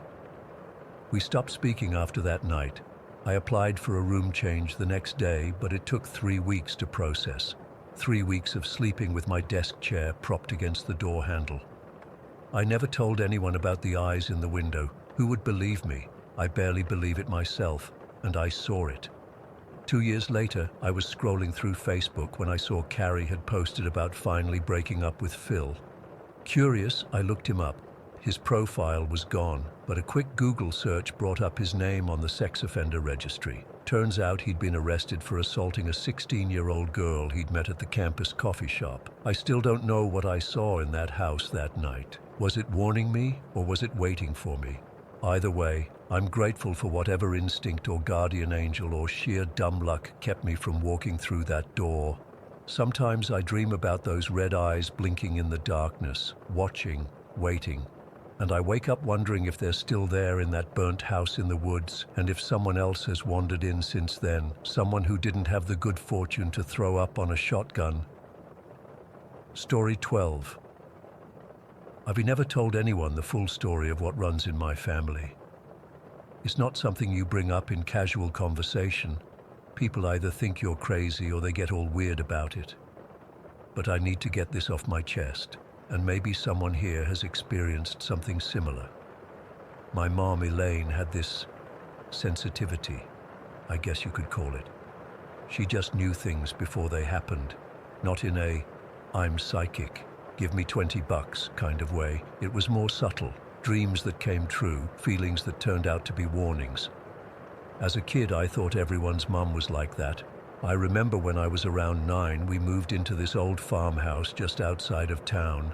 Mom kept having these awful nightmares about snakes, like she'd wake up sweating and shaking. She mentioned it a few times over breakfast, saying, I keep dreaming about snakes in the house. My stepdad just laughed it off. 3 weeks after we moved in, my stepdad stepped on a snake in our living room. Turned out we had a nest of them in the attic, an entire infestation. The exterminator said they'd probably been there for years, but still, how did she know? That wasn't even the creepiest thing. In the months before she got sick, Mom became obsessed with drawing apples. Red apples, green apples, half-eaten apples. They were everywhere, on shopping lists, in the margins of her notebooks, even on post-its stuck to the bathroom mirror. She kept telling me, don't bite the apple, Sarah, like she was talking about Snow White or Eve in the garden. I thought she was just being weird. Then one day, she collapsed while making dinner. The doctors found an aggressive brain tumor. She fell into a coma a week later and was gone within a month. The last time I visited her in the hospital before the coma, she was barely conscious but grabbed my hand and whispered, "The apple." I still get chills thinking about it. She knew something was coming for her. It wasn't just my mom. This stuff runs deep in our family. My great-grandmother was in hospice care when she started telling the nurses that her husband, who'd been dead for 15 years, was visiting her room at night. She said he was coming to get her and that she needed to pack her things. The nurses thought it was just the medication. 3 days later, she died in her sleep. The nurse told us she had a peaceful smile on her face. My dad has it too, though he refuses to talk about it. When I was 12, we were having dinner when he suddenly dropped to his knees in the kitchen. He was shaking, saying, "Something's wrong with Bobby." Bobby was his cousin who lived 2 states away. 10 minutes later, the phone rang. Bobby had been killed in a car accident at exactly the time my dad fell to the floor. How do you explain that? As for me, I've had my share of moments that I can't rationally explain. The earliest one I remember was when I was only 3. We were driving down the highway when we passed a horrible accident. A semi had crushed a car so badly you couldn't even tell what kind of vehicle it was. I started screaming and crying, saying, "Aunt Jenny, Aunt Jenny." My mom tried to calm me down, telling me that Aunt Jenny was fine, that she was at home. An hour later, we got the call. It was Aunt Jenny in that car. She died instantly. There was absolutely no way I could have known it was her. The car was unrecognizable, and we were going 65 miles per hour when we passed it. My mom never looked at me the same way after that. I tried to ignore these feelings as I got older. I wanted to be normal, but they kept happening. Little things at first, knowing who was calling before the phone rang, dreaming about old friends the night before they reached out. Nothing too scary, just unsettling coincidences that happened a little too often to be coincidences. Then came the summer I turned 16. My best friend Lily invited me to her family's compound in upstate New York. It was this beautiful old property with a main house and 3 smaller cabins scattered around a lake, the kind of place where rich families spend their summers. Lily's extended family was there. Aunts, uncles, cousins, grandparents. On our 3rd night, everyone gathered for a bonfire by the lake. There were maybe 20 people sitting around, roasting marshmallows, telling stories. I was having a good time until I felt this pressure, like the air had gotten heavy. I looked up at the main house, which was about 100 yards away, and saw someone standing in an upstairs window, just watching us. It wasn't one of Lily's family members. I'd met them all. This figure was tall, almost unnaturally so, and completely still. I couldn't make out any features because of the distance and darkness, but I could feel them staring, not at the group, but at me specifically. I nudged Lily and pointed. "Who's that in the window?" She looked up, squinted, and shrugged. "I don't see anyone." By the time I looked back, the figure was gone. I tried to convince myself it was just a trick of the light, but I couldn't shake the feeling of being watched for the rest of the night. The next morning, I woke up early and decided to explore the main house while everyone was still asleep. I told myself I was just curious about the architecture, but I know now I was looking for evidence of what I'd seen. The upstairs hallway was lined with bedrooms. All the doors were open except one at the end of the hall, the room where I'd seen the figure. I stood outside that door for what felt like forever, my hand hovering over the knob. Something told me not to open it, but I needed to know. The room was empty. Not just unoccupied, completely empty.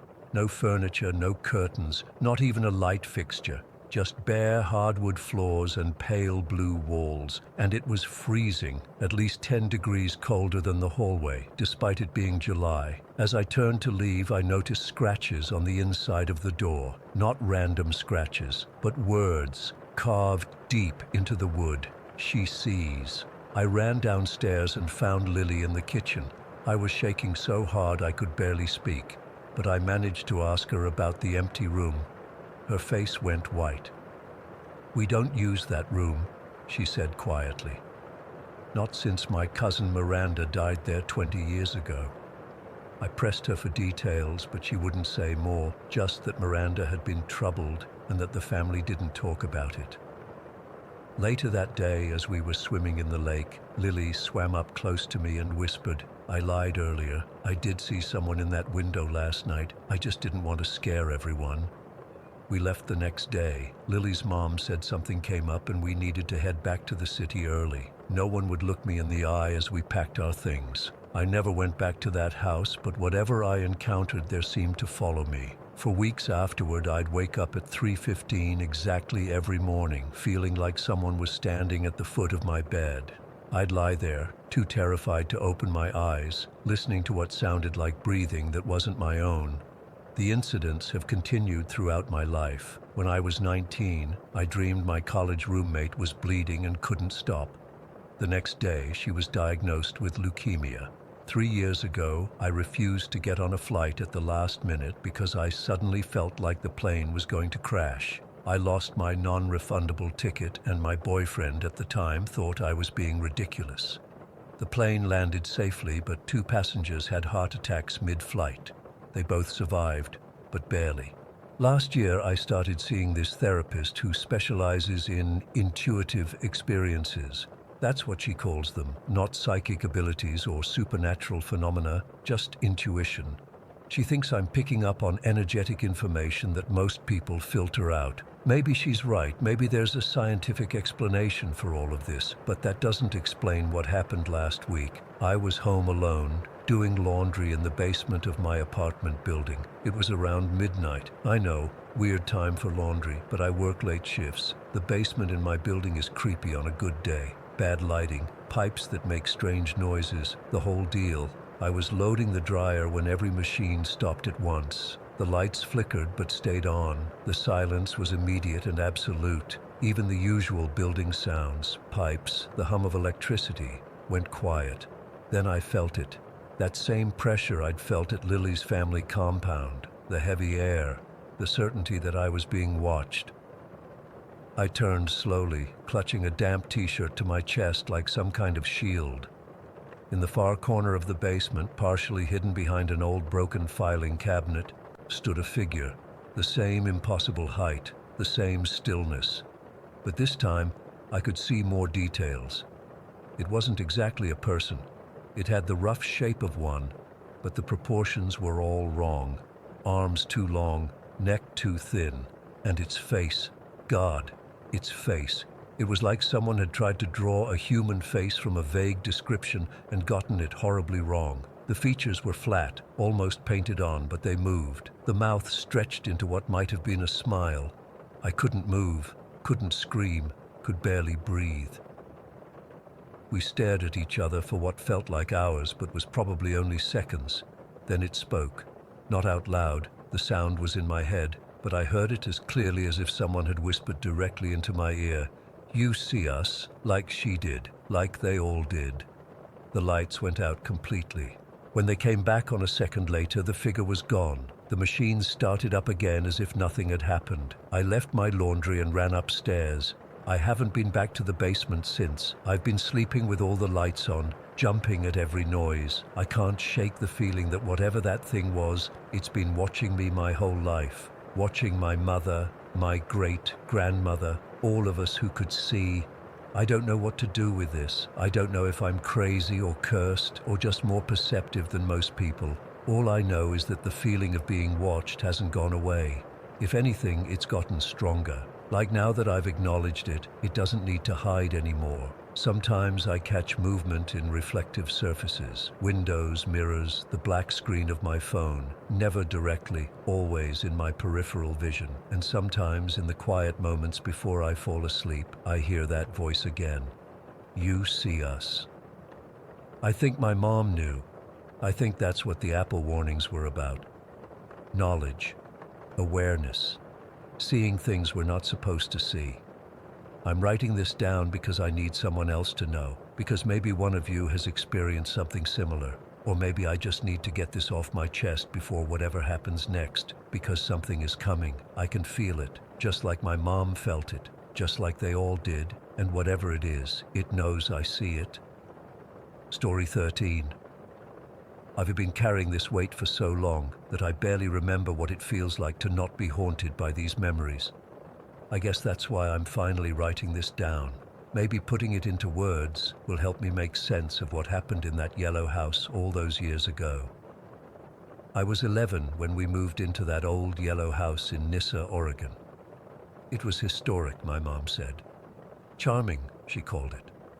But right from the start, something felt off about it. Not that anyone listened to me, I was just a kid with an overactive imagination. The house had this weird layout, 2 stories with bedrooms upstairs, living spaces on the main floor, and this creepy basement where we kept the washer and dryer. But the worst part was the cellar, a small door in the basement wall that led to this pitch-black space under the house. Mom kept an old wooden crate pushed against it to keep the draft out, she said. Looking back, I think she knew something wasn't right either. Peanut, my Siamese cat, was my best friend in that house. He was this beautiful seal point with the bluest eyes I've ever seen, and he had this distinctive meow that sounded almost like he was saying now when he wanted attention. He slept at the foot of my bed every night without fail, always in the same spot, forming this perfect little depression in my comforter. About 6 months after we moved in, my mom let her friend move into our spare room. This guy, Trevor, claimed to be allergic to cats, but the way he looked at Peanut, it wasn't annoyance, it was hatred.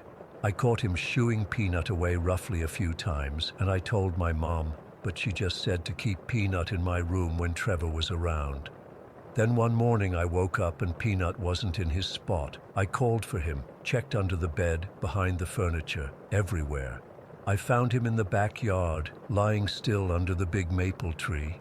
His body was stiff, his beautiful blue eyes cloudy and lifeless. The vet said it looked like poisoning, but there was no way to be sure without an expensive autopsy. Mom couldn't afford it, so we buried Peanut in the backyard under his favorite tree. I swear Trevor looked almost satisfied at dinner that night, but when I tried to say something, Mom shushed me and changed the subject. That first night without Peanut was awful. I cried myself to sleep, reaching down to pet the empty space where he should have been. But around 3 in the morning, I woke up to a familiar weight pressing down on the foot of my bed. That same depression where Peanut always slept. I froze, my heart pounding. I couldn't see anything there, but I felt it, and then I heard it. That distinctive now meow, so faint it was barely audible, followed by the gentle rumble of his purr. I whispered, "Peanut?" And the weight shifted slightly like he was adjusting his position. I should have been terrified, but instead, I felt comforted. I fell back asleep with my hand resting on that invisible weight. The next morning I told Mom about it, but she just gave me that look, the one that said I was being dramatic again. "It's just grief, honey. Your mind is playing tricks on you." But it wasn't just my mind. For the next few weeks, I felt Peanut at the foot of my bed almost every night. Sometimes during the day, I'd catch a glimpse of something moving in my peripheral vision, only for it to disappear when I turned my head. Our other pets, we had a dog named Beggar, this scruffy mutt we'd rescued a year earlier, started acting weird too. Beggar would sometimes stare at empty corners and wag his tail or bark at nothing. About a month after Peanut died, I was doing laundry in the basement while Mom was at work. Beggar had followed me down there because he hated being alone upstairs. I was loading the washer when I heard this scraping noise. I turned around and saw the wooden crate in front of the cellar door moving. Not a lot, just slightly, like something behind it was pushing against it. Beggar immediately started growling, his hackles raised, staring at the crate. The scraping got louder and the crate moved another inch. I was frozen in place, the wet clothes forgotten in my hands. Then, just as I was about to bolt up the stairs, I heard something else. A cat's growl, deep and threatening, coming from somewhere near my feet. But there was no cat there. Suddenly, there was a loud thump against the crate from our side, like something had hurled itself against it, and the crate stopped moving. I heard this, I don't know how to describe it, like a sigh of annoyance from the thing in the cellar. Then silence. Beggar had stopped growling and was looking down at the empty space beside him, tail wagging slightly. I swear I felt something brush against my leg, that familiar feeling of Peanut doing his figure 8 around my ankles. I finished the laundry in record time and raced upstairs, Beggar at my heels. When Mom got home, I tried to tell her, but she was tired from her shift and just nodded absently. "That old house settles a lot, sweetie. Probably just the foundation creaking." But it wasn't the foundation. Things got weirder after that. We'd hear footsteps upstairs when everyone was downstairs. Sometimes I'd wake up to whispered conversations coming from empty rooms. The crate in front of the cellar door would move occasionally, but always when Beggar or I were nearby, and always with that same outcome. A cat's growl, a thump, and then the movement would stop.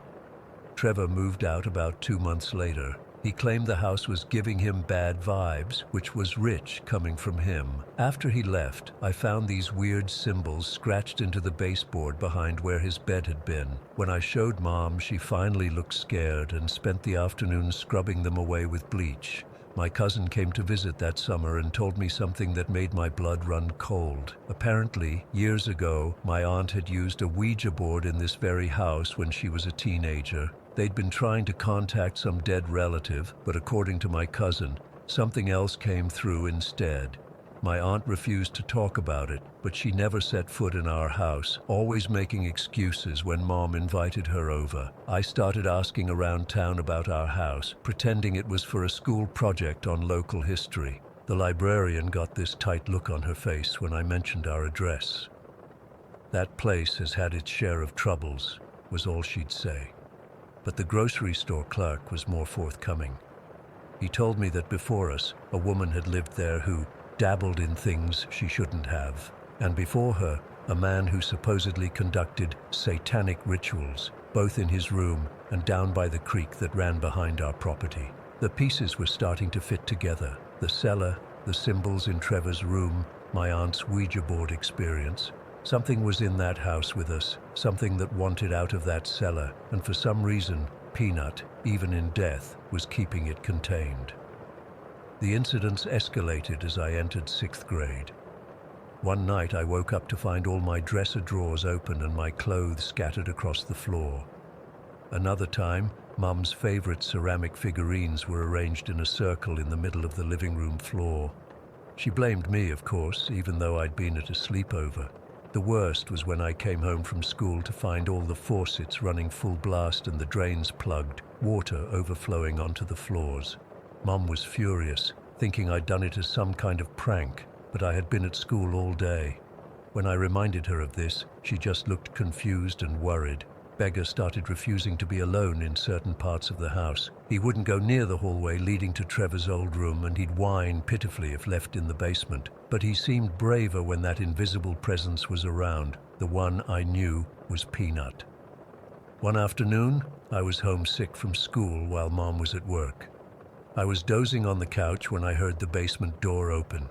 At first, I thought Mom had come home early, but then I heard heavy footsteps coming up the basement stairs. Footsteps that didn't sound like my mother's light tread. Beggar, who had been sleeping beside me, was suddenly alert, hackles raised. The footsteps reached the top of the stairs and the door swung open wider, but there was nobody there. Then I heard it, that soft, now meow, urgent this time, followed by hissing and spitting. The invisible presence that was Peanut shot past me, a cold breeze brushing my arm, and I heard what sounded like a scuffle near the basement door. Beggar joined in, barking furiously at nothing I could see. Then came a yelp of pain, not from Beggar, but from something else, and the basement door slammed shut. Beggar returned to the couch, but he kept his eyes fixed on the basement door, growling softly. I felt that familiar weight settle at my feet, and a faint purring sound filled the silence. By the end of 6th grade, Mom finally agreed we needed to move. I think she'd been experiencing things too, though she never admitted it. I'd catch her staring into empty corners or jumping at small noises.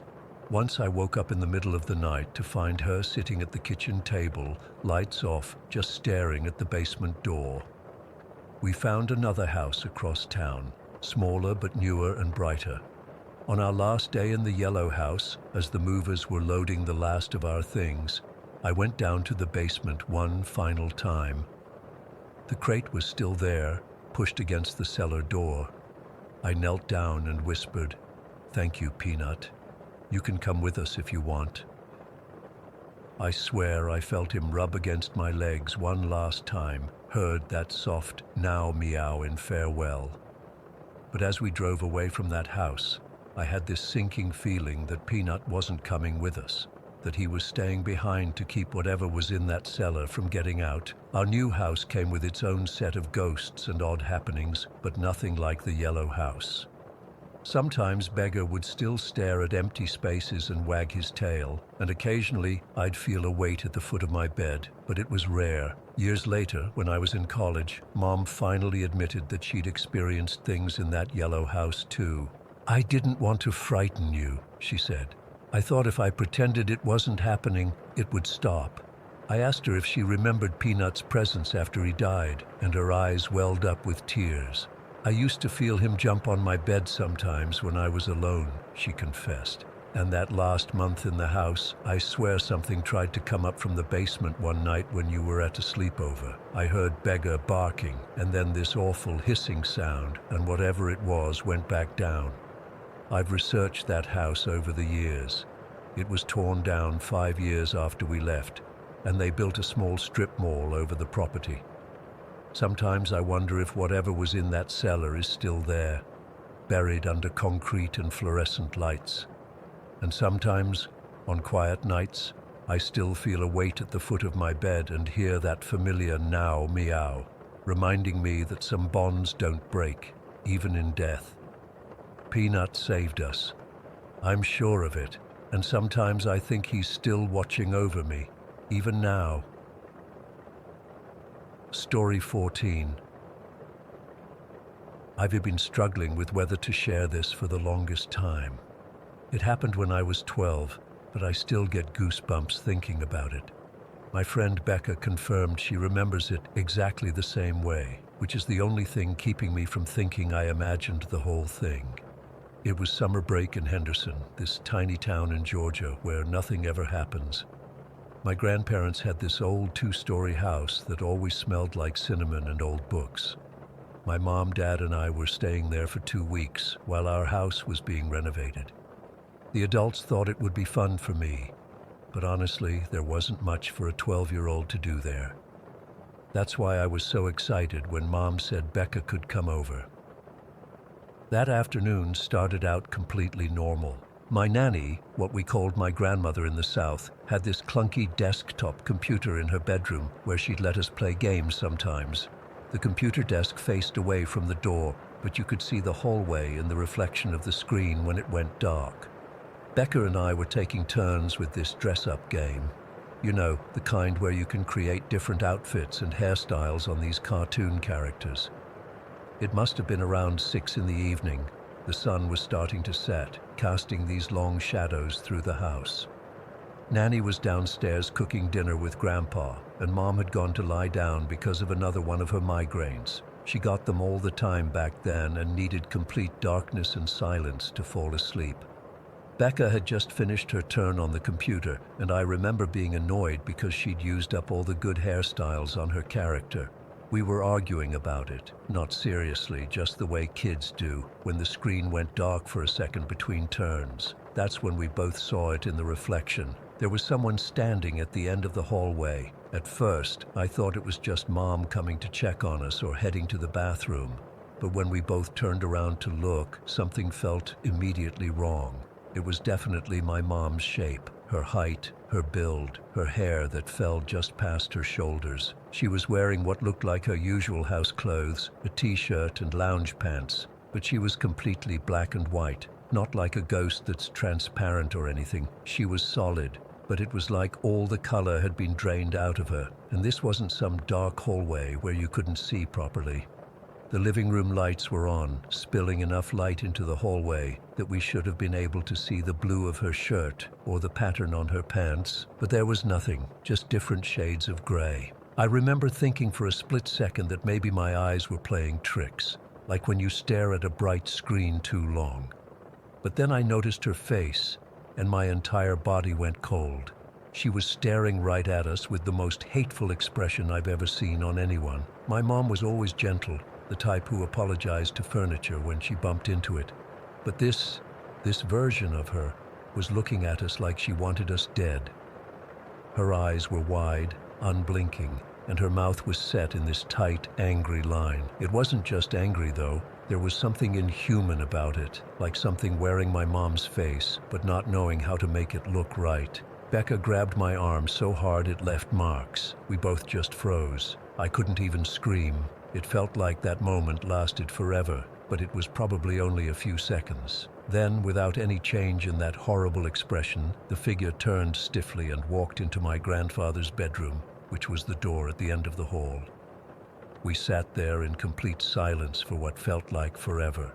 I could hear Becca breathing fast beside me, and my own heart was pounding so hard I thought it might crack my ribs. Finally, I whispered, "Did you see that?" Becca nodded, her face completely drained of color. "Was that your mom?" she asked in this tiny voice I'd never heard from her before. I don't think so," I managed to say. My mouth had gone completely dry. We debated what to do next. Part of me wanted to run downstairs to my grandparents, but I was worried about my mom. What if something was wrong with her? What if that thing had done something to her? After about 5 minutes of us just sitting there terrified, I finally got up the courage to investigate. Becca didn't want to, but she was even more scared of staying alone in Nanny's room, so she came with me.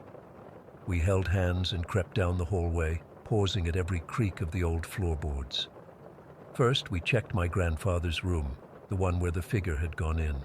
I pushed the door open slowly, my hand shaking so bad I could barely grip the doorknob. The room was empty.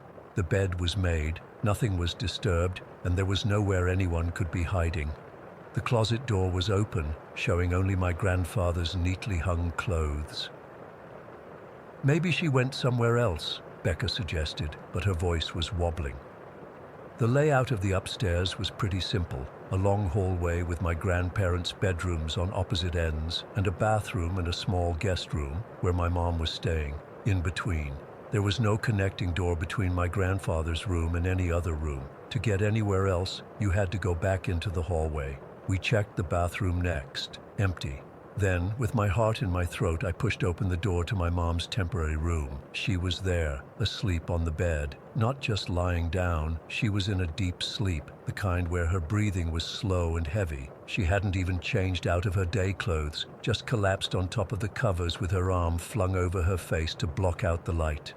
Becca and I looked at each other, completely confused. "Maybe it wasn't her we saw," Becca whispered, but we both knew it was. It had my mom's face, her hair, her clothes, just without any color. What made it even more impossible was that my mom had terrible insomnia. She'd struggled with it for years, and it always took her at least an hour to fall asleep, sometimes longer. There was absolutely no way she could have been standing at the end of the hall glaring at us, walked into my grandfather's room, somehow circled back without us seeing her, and then fallen into a deep sleep in the span of 5 minutes. It was physically impossible.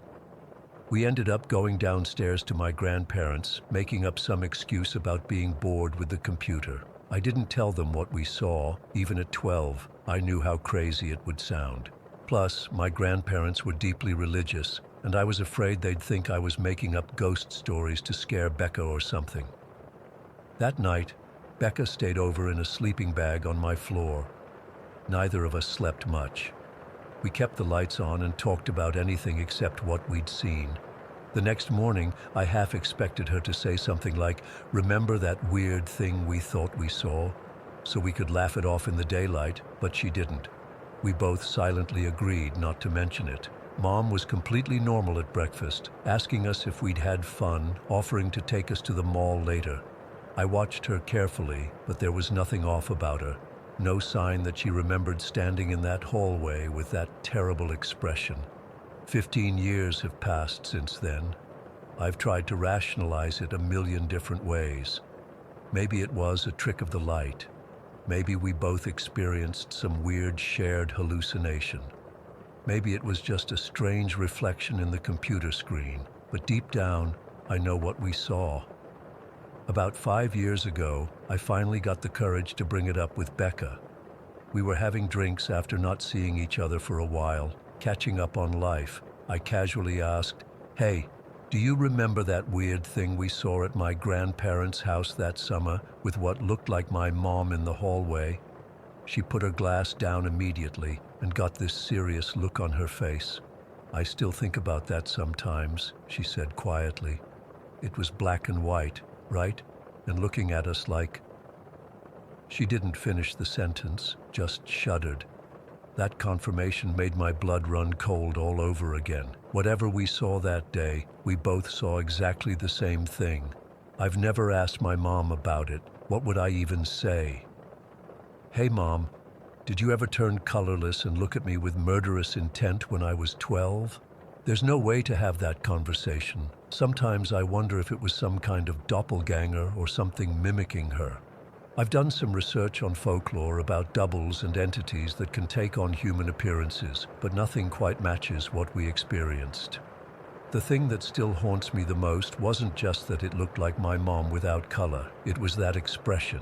That pure hatred directed at us. It was so fundamentally wrong, so opposite of everything my real mom is. My mom is the person who nursed injured birds back to health and cried at sad commercials. Whatever we saw in that hallway wasn't her. It couldn't have been. I'm 37 now with kids of my own, and I still check the reflections in screens sometimes, half afraid I'll see that colorless figure standing behind me. I've never seen anything like it since that day, but the memory is as vivid as if it happened yesterday. That hate-filled stare, the unnatural way it moved, the impossibility of how my real mom was found moments later. To this day, I can't explain what Becca and I saw in my grandparents' house, but I know it was real. And sometimes, when I'm falling asleep at night, I still see that colorless version of my mother's face, staring at me with those eyes that held nothing but hatred. Story 15. I never used to believe in ghosts or anything supernatural until I was 9 years old. That summer changed everything for me. And even though it's been 15 years, I still get goosebumps thinking about what happened. I've never shared this with anyone outside my family because I know how crazy it sounds, but I need to get this off my chest. My name's Lily, and I grew up in a small rural township called Barryton. It was one of those places where everyone knows everyone, and the local Christian school was pretty much the center of our community. The summer after 3rd grade, our school organized a camp at Barry's Sport and Recreation Center, about 4 hours away from home. I was super excited. It was my first time going away without my parents. From the moment our bus pulled up to Barry's, something felt off. I couldn't explain it then, but it was like walking into a room where someone had just been arguing, that lingering tension in the air. The main building was this old stone structure with newer additions built around it. Our teachers led us to our assigned cabins, and I was placed in cabin 7 with 5 other girls from my class. Our cabin was the furthest from the main building, sitting at the edge of these dense woods. It was a simple wooden structure with 3 bunk beds, a small bathroom, and not much else. The cabin smelled musty, like it had been closed up for too long. I remember feeling this heaviness as soon as I stepped inside, but I brushed it off as homesickness. That first night we were all chatty and excited during our cabin time before lights out, but as darkness fell, everyone seemed to get quieter. Sarah, who had the bunk above mine, kept looking toward the doorway. "Does anyone else feel like someone's watching us?" she whispered. We all nodded, but our cabin leader just said we were being silly and turned the lights out at 10 o'clock. I couldn't sleep. The woods made weird noises, and the cabin creaked constantly. I was lying there with my eyes open when I saw it, a tall, dark shadow standing in the doorway to our room. At first, I thought it was one of our teachers checking on us, but it was too tall, too still. I couldn't make out any features, just this black silhouette against the slightly less dark hallway. I was absolutely terrified. I couldn't even scream. I just pulled my sleeping bag over my head and started crying silently. After what felt like forever, I peeked out again, and it was gone. I was so scared I climbed into Sarah's bunk. She woke up, and I told her what I saw. She let me stay with her, but neither of us slept much. That's when we started hearing it. A woman's voice, so faint it could have been the wind, calling out, "Max, Luke, it's okay to come home now. I'll keep you safe." Over and over again. Sarah heard it too. She was squeezing my hand so tight it hurt. The next morning, no one mentioned anything weird. I was exhausted, but tried to enjoy the day's activities: canoeing, archery, and a nature hike. Part of me hoped whatever I'd experienced was just a bad dream or my imagination running wild. But when we returned to our cabin that evening before dinner, all 6 of us girls stopped dead in our tracks. The cabin, which we'd left neat and tidy that morning, was completely trashed. Our bags had been emptied onto the floor, beds were stripped, and the lights were all turned on, even though no one had been there. One of the girls started screaming, "Demon! There's a demon!" And we all ran out, nearly knocking over our cabin leader who was coming to get us for dinner. The teachers rushed to our cabin, and I'll never forget the look on Ms. Wilson's face when she saw the mess. She tried to calm us down, saying it was probably just a prank from the boys' cabin, but she looked scared too. They moved us to another cabin closer to the main building for the rest of camp, but none of us slept well. I kept hearing that woman's voice in my dreams calling for Max and Luke. When I got home 3 days later, I thought it was over. I was wrong. It had only just begun. The first night back in my own bed, I woke up to the sound of children running up and down our stairs. Thump, thump, thump up, thump, thump, thump down, over and over. I thought it was my little brother at first, but when I checked, he was fast asleep. I woke my parents, and they heard it too. My dad searched the whole house, but there was no one there. A few days later, our old grandfather clock literally jumped off the wall. Not fell, jumped. It landed about 3 feet away from the wall. My parents hung it back up, checking that the bracket was secure. The next day, it happened again. After that, they just left it on the floor. The weirdest thing was my guitar. I'd only just started learning, and one evening it was sitting on its stand in the corner of my room when it started to strum by itself. Just a few notes, but clear as day. I ran out of the room screaming for my mom. Whatever had followed me home from camp seemed focused on me specifically. Every night around 3 or 4 in the morning, something would tap on my window. Tap, tap, tap, like fingernails on glass. Sometimes I'd hear scratching inside my walls. Other times I'd hear footsteps on the gravel outside my bedroom window. I had a ground floor room. The worst was the sleep paralysis. I didn't know that's what it was called until years later. I'd wake up unable to move, feeling like something heavy was sitting on the end of my bed. Sometimes I'd feel the mattress depress, like someone was sitting down. Once, I even felt a hand brush my hair. I couldn't scream or move until whatever it was decided to let me go. My parents were at their wits' end. They'd hear doors opening and closing all night. Things would go missing and turn up in weird places. My brother's toys would be arranged in circles on the floor of his room when we woke up. One morning, I woke up to find my bedroom door wide open. It had a lock, and I always locked it before bed because I was so scared. But there it was, unlocked and open, even though I hadn't touched it. That was the final straw for my parents.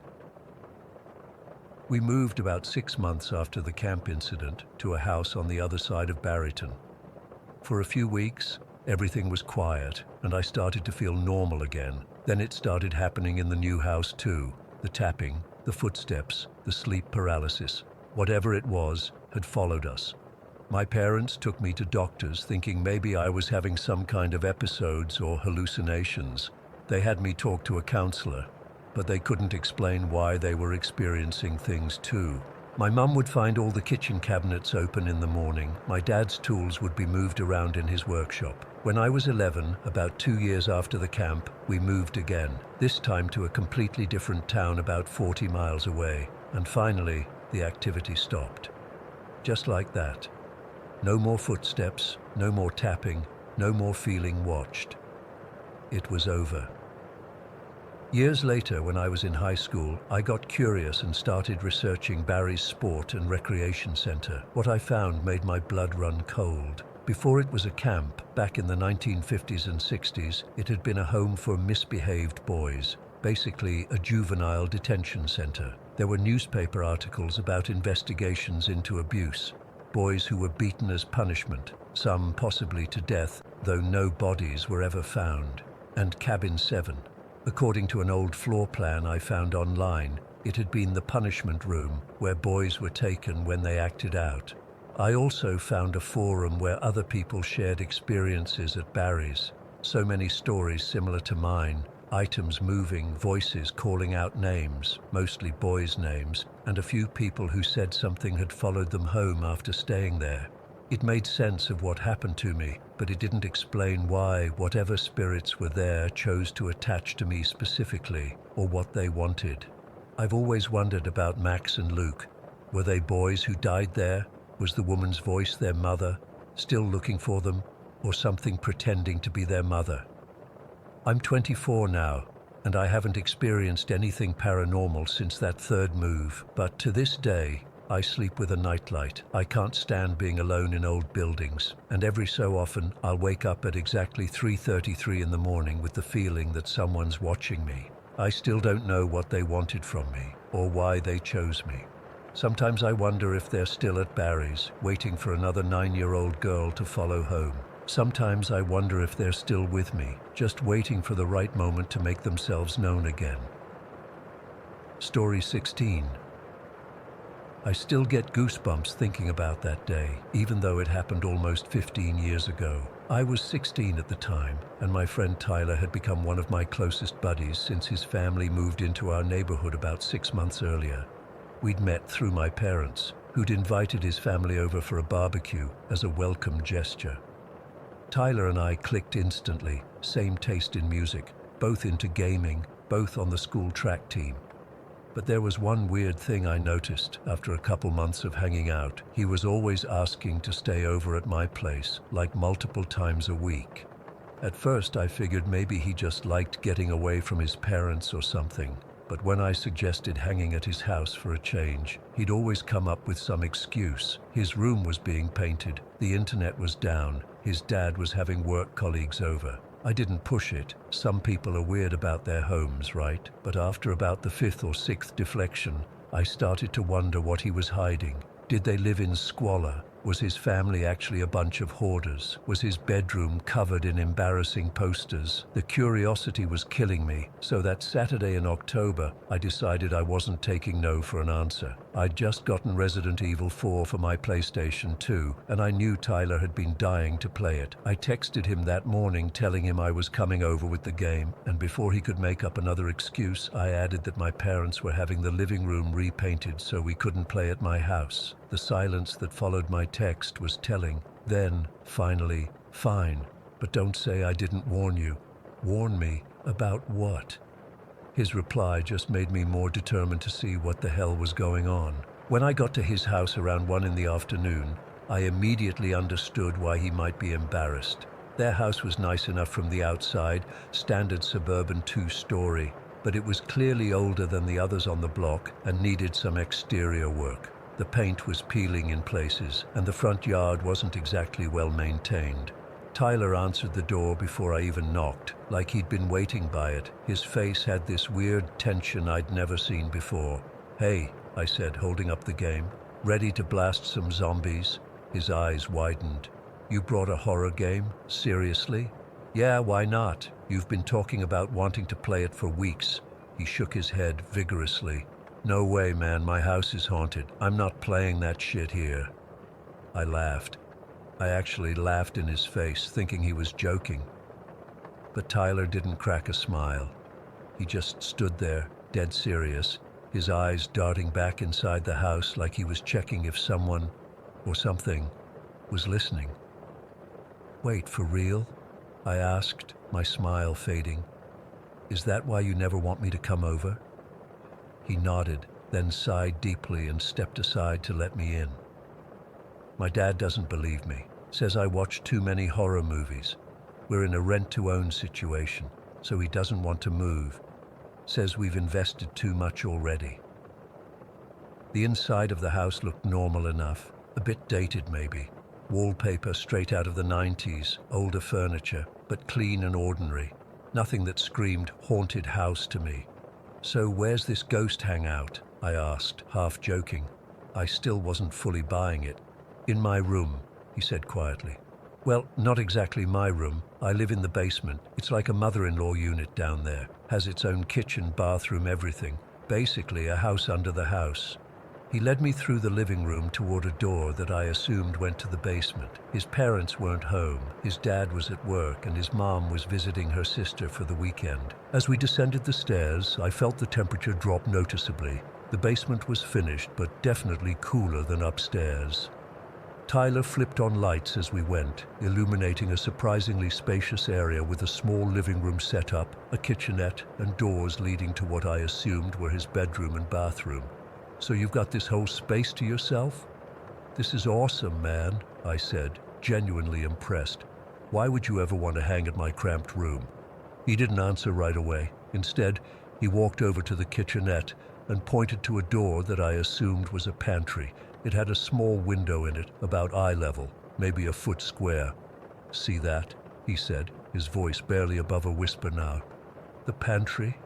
Sometimes," he swallowed hard, "sometimes something passes by that window, like a cloud, a white cloud, but it moves fast, too fast to be anything normal."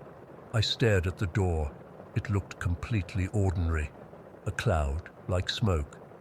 "No, not smoke. It's bright, almost glowing, and it only happens when I'm alone down here, usually at night, but sometimes during the day too." I walked closer to the door, examining it. The window was clear glass, nothing special about it.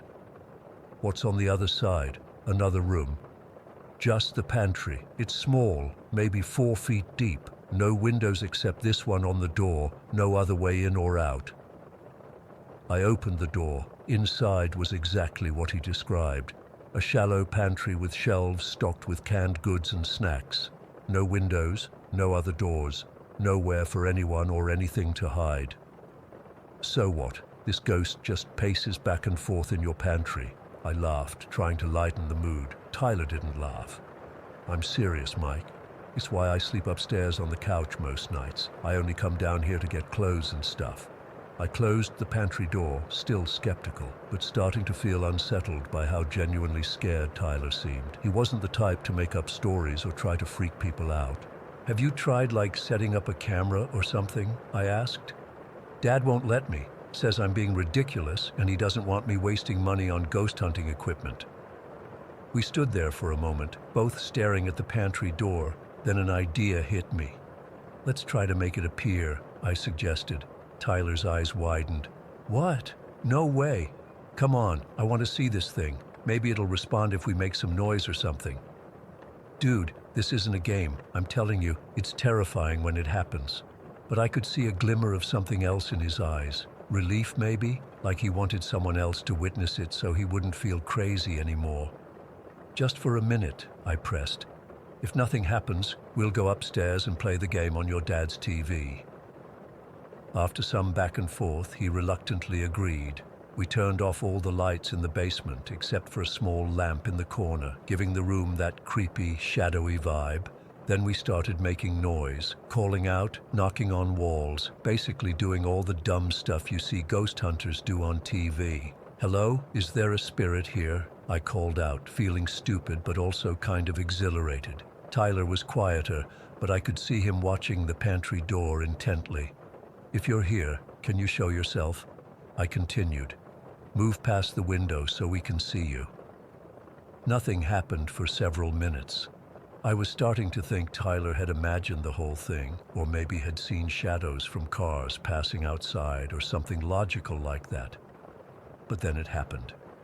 We were both looking directly at the pantry door when something white and impossibly bright moved rapidly across the window. It wasn't a shadow or a reflection. It was something with substance, like a glowing white fog, but more solid, more defined, and it moved with purpose from one side of the window to the other in less than a second.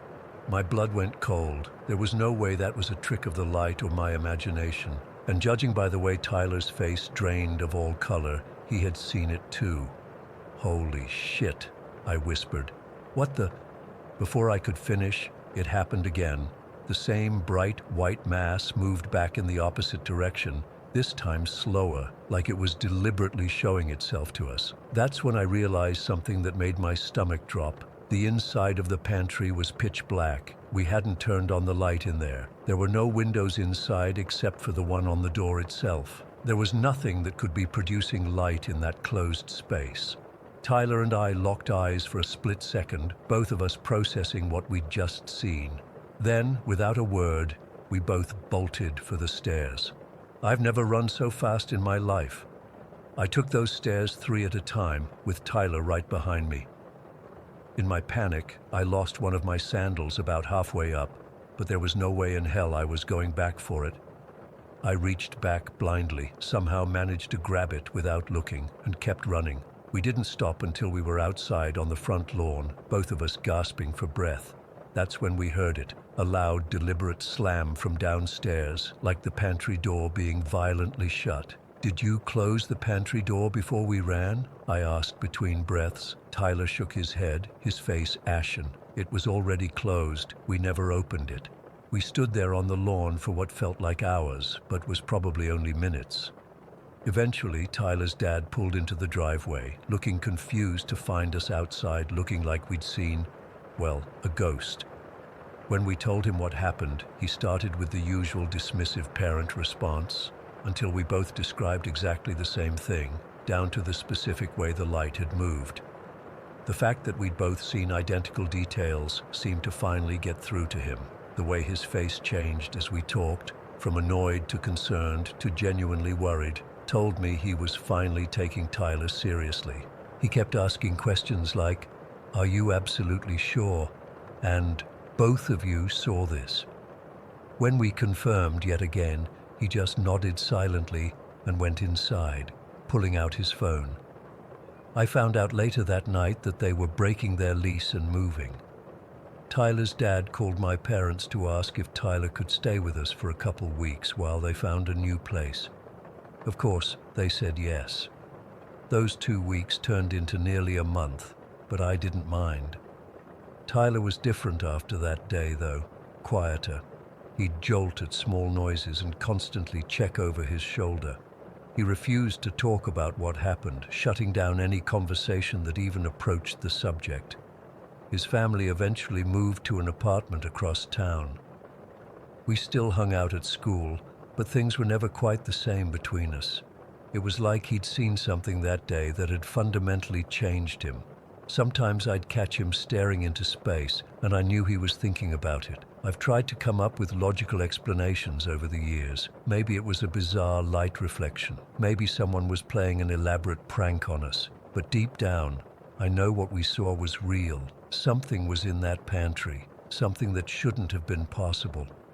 Tyler and I gradually drifted apart after high school. Last I heard, he refuses to live in any place with a pantry. Can't say I blame him. I still have those sandals, by the way. Sometimes I look at them and remember how close I came to leaving one behind in that basement, and I wonder what might have happened if I'd gone back down those stairs to retrieve it. Story 17. I never thought I'd be someone who would talk about ghosts or whatever you want to call them.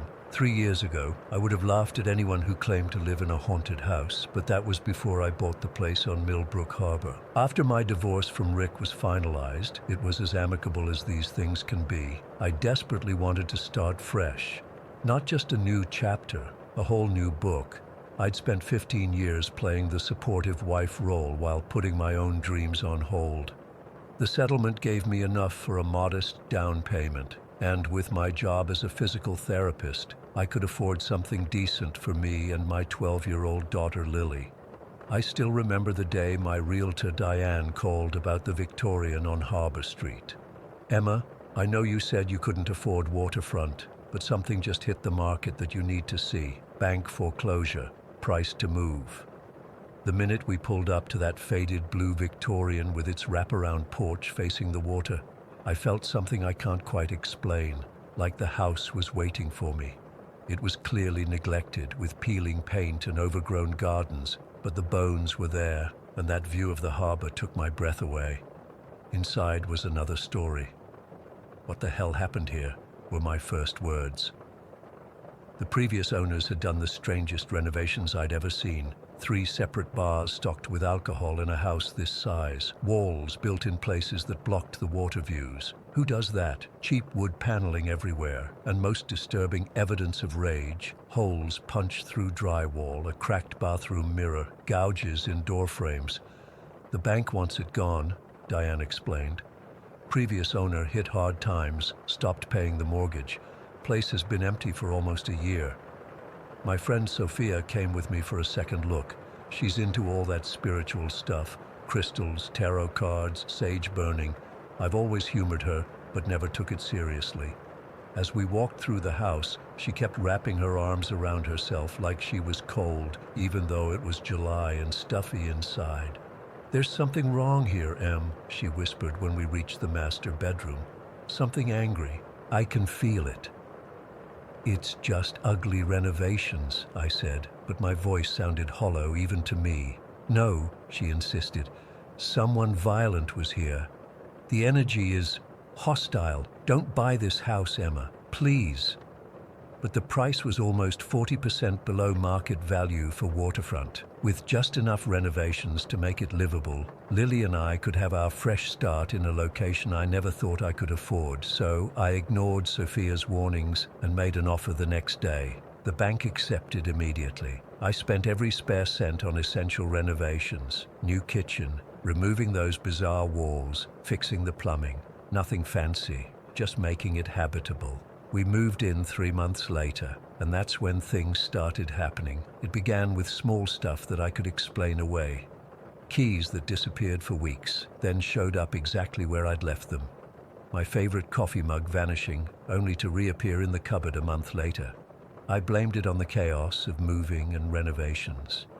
Then came the objects that weren't ours. An antique perfume bottle on my bathroom counter that I'd never seen before. Victorian children's toys appearing in the yard, a rusted metal hoop, a porcelain doll head half buried in the garden. Things that might have been buried on the property for decades, suddenly unearthed, except some appeared inside the house. The first time I saw the orbs, I nearly called an electrician. Glowing balls of light, bluish-white, floating through the hallway at night.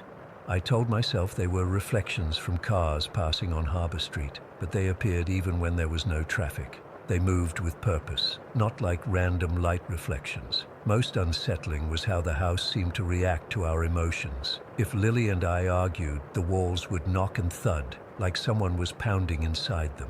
During happier times, when I'd have friends over for wine or when Lily and I would have movie nights, the house seemed to hum with contentment. The floorboards would creak rhythmically, almost like purring.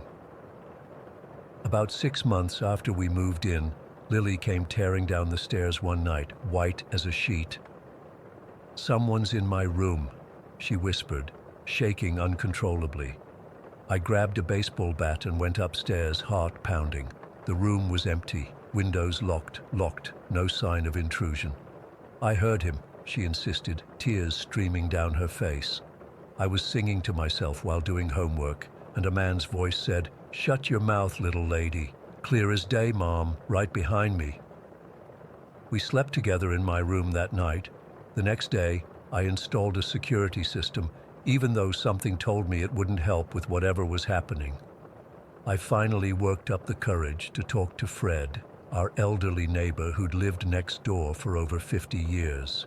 We were chatting over the fence when I casually asked if he knew anything about the previous owners. His face darkened. "Which ones?" "That house has changed hands more times than most around here." When I described the bizarre renovations, he nodded.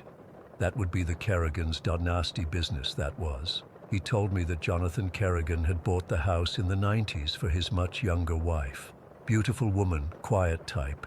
He was the jealous sort, built those walls to keep her from being seen from the street. The bars were for his drinking buddies. He'd have poker games, wouldn't let her join, kept her isolated.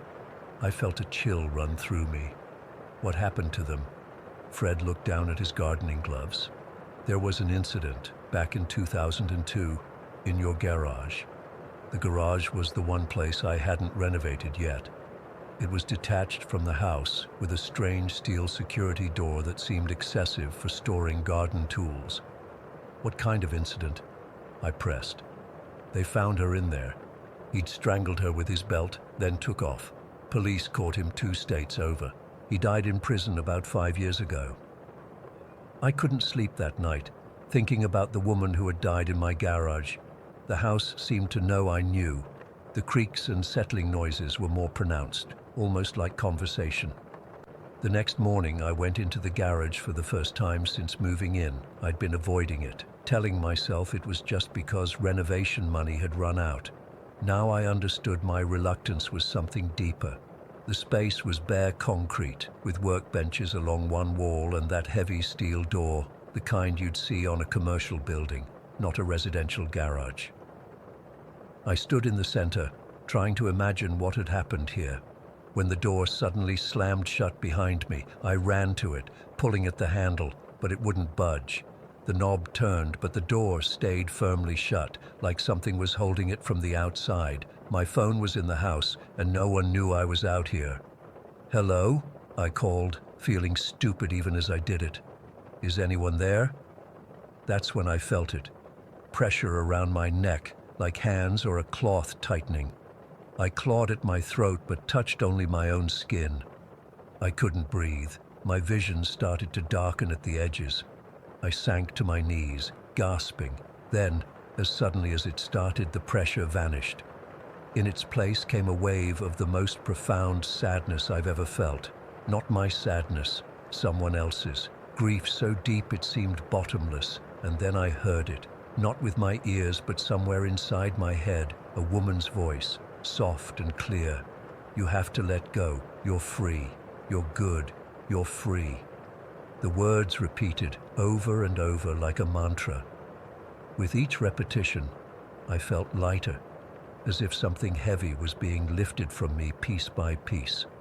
All the resentment I'd been carrying from my marriage, the fears about starting over, the anxiety about being enough for Lily, it all seemed to dissolve.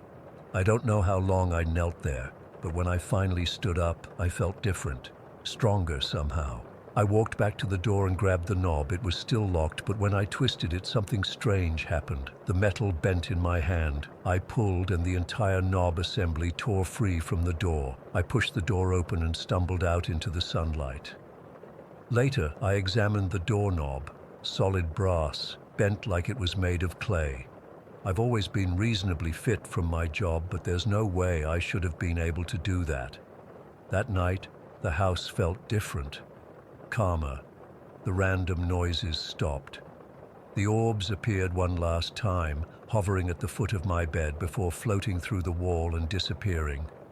I never told Lily exactly what happened in the garage. I just said I'd made peace with the house, and somehow she understood. The strange occurrences didn't stop completely. Keys still occasionally vanish, and sometimes I catch glimpses of things moving just at the edge of my vision, but it no longer feels threatening. I think about the woman who died here, whose name, I later learned, was Catherine. I wonder if she's still here, if she's found some kind of peace by helping me find mine.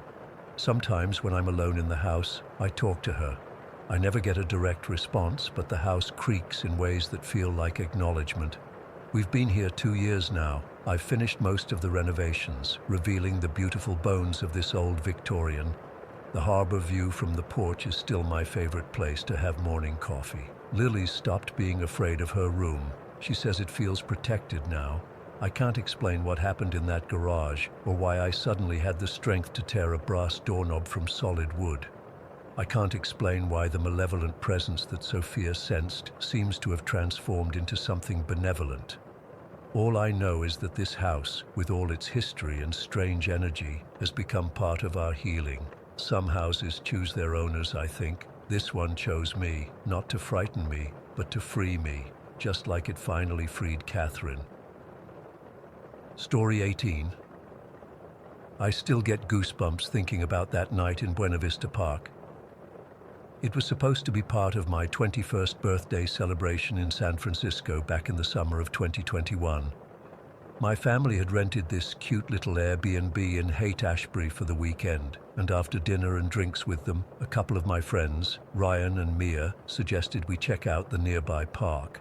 It was already dark, probably around 10 or 11 at night, but we were buzzed from celebrating and looking for a little adventure. Nothing crazy, just a hike up to the summit where we'd heard there was an amazing view of the city. The park is this big circular area, completely covered in trees, and it looks harmless enough during the day. At night, though, totally different vibe.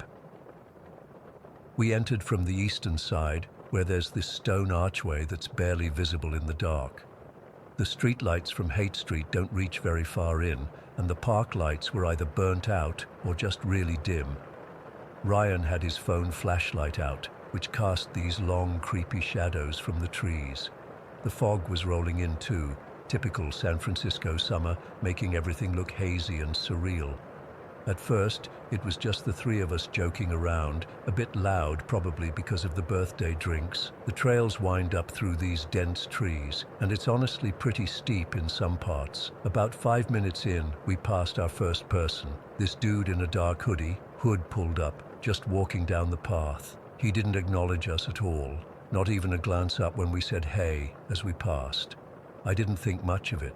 It's a city park. People mind their business. But then we passed another person, and another, each one walking alone, heads down or hidden under hoods, moving with this weird purpose. They weren't talking, weren't on phones, weren't doing normal park things, just walking. Some followed the trails, but others were cutting straight through the bushes and trees. "Is there some event happening up there?" Mia whispered, and I remember feeling this first little prickle of unease. "Probably just people heading home through the park," I said, trying to sound chill about it. This was San Francisco after all. I figured maybe this was just how people were here. I'd seen weirder things just walking down Haight Street earlier that day. We kept climbing higher.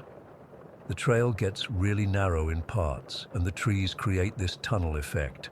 Our voices started getting quieter, like we were subconsciously picking up on the weird silence of the place. The fog was getting thicker too, and sometimes I'd glimpse someone moving through the trees parallel to us, just visible enough to make out a silhouette. Every single person we saw was heading in the same direction, up, and every single one was alone. Not one group of friends, not one couple holding hands, not one person with a dog, just solitary figures moving silently upward. By the time we were about halfway up, I was seriously rethinking this whole adventure. But there's also that thing where you don't want to be the scared one, you know? Plus, we'd come this far, and the summit was supposedly only another 10 minutes up. Let's just get to the top, check out the view, and then head back down a different way, Ryan suggested. It seemed reasonable enough. The last stretch of trail before the summit clearing is this really steep section that winds back and forth. As we climbed it, I started counting the people we passed. 7. All heading up, none coming down, all ignoring us completely.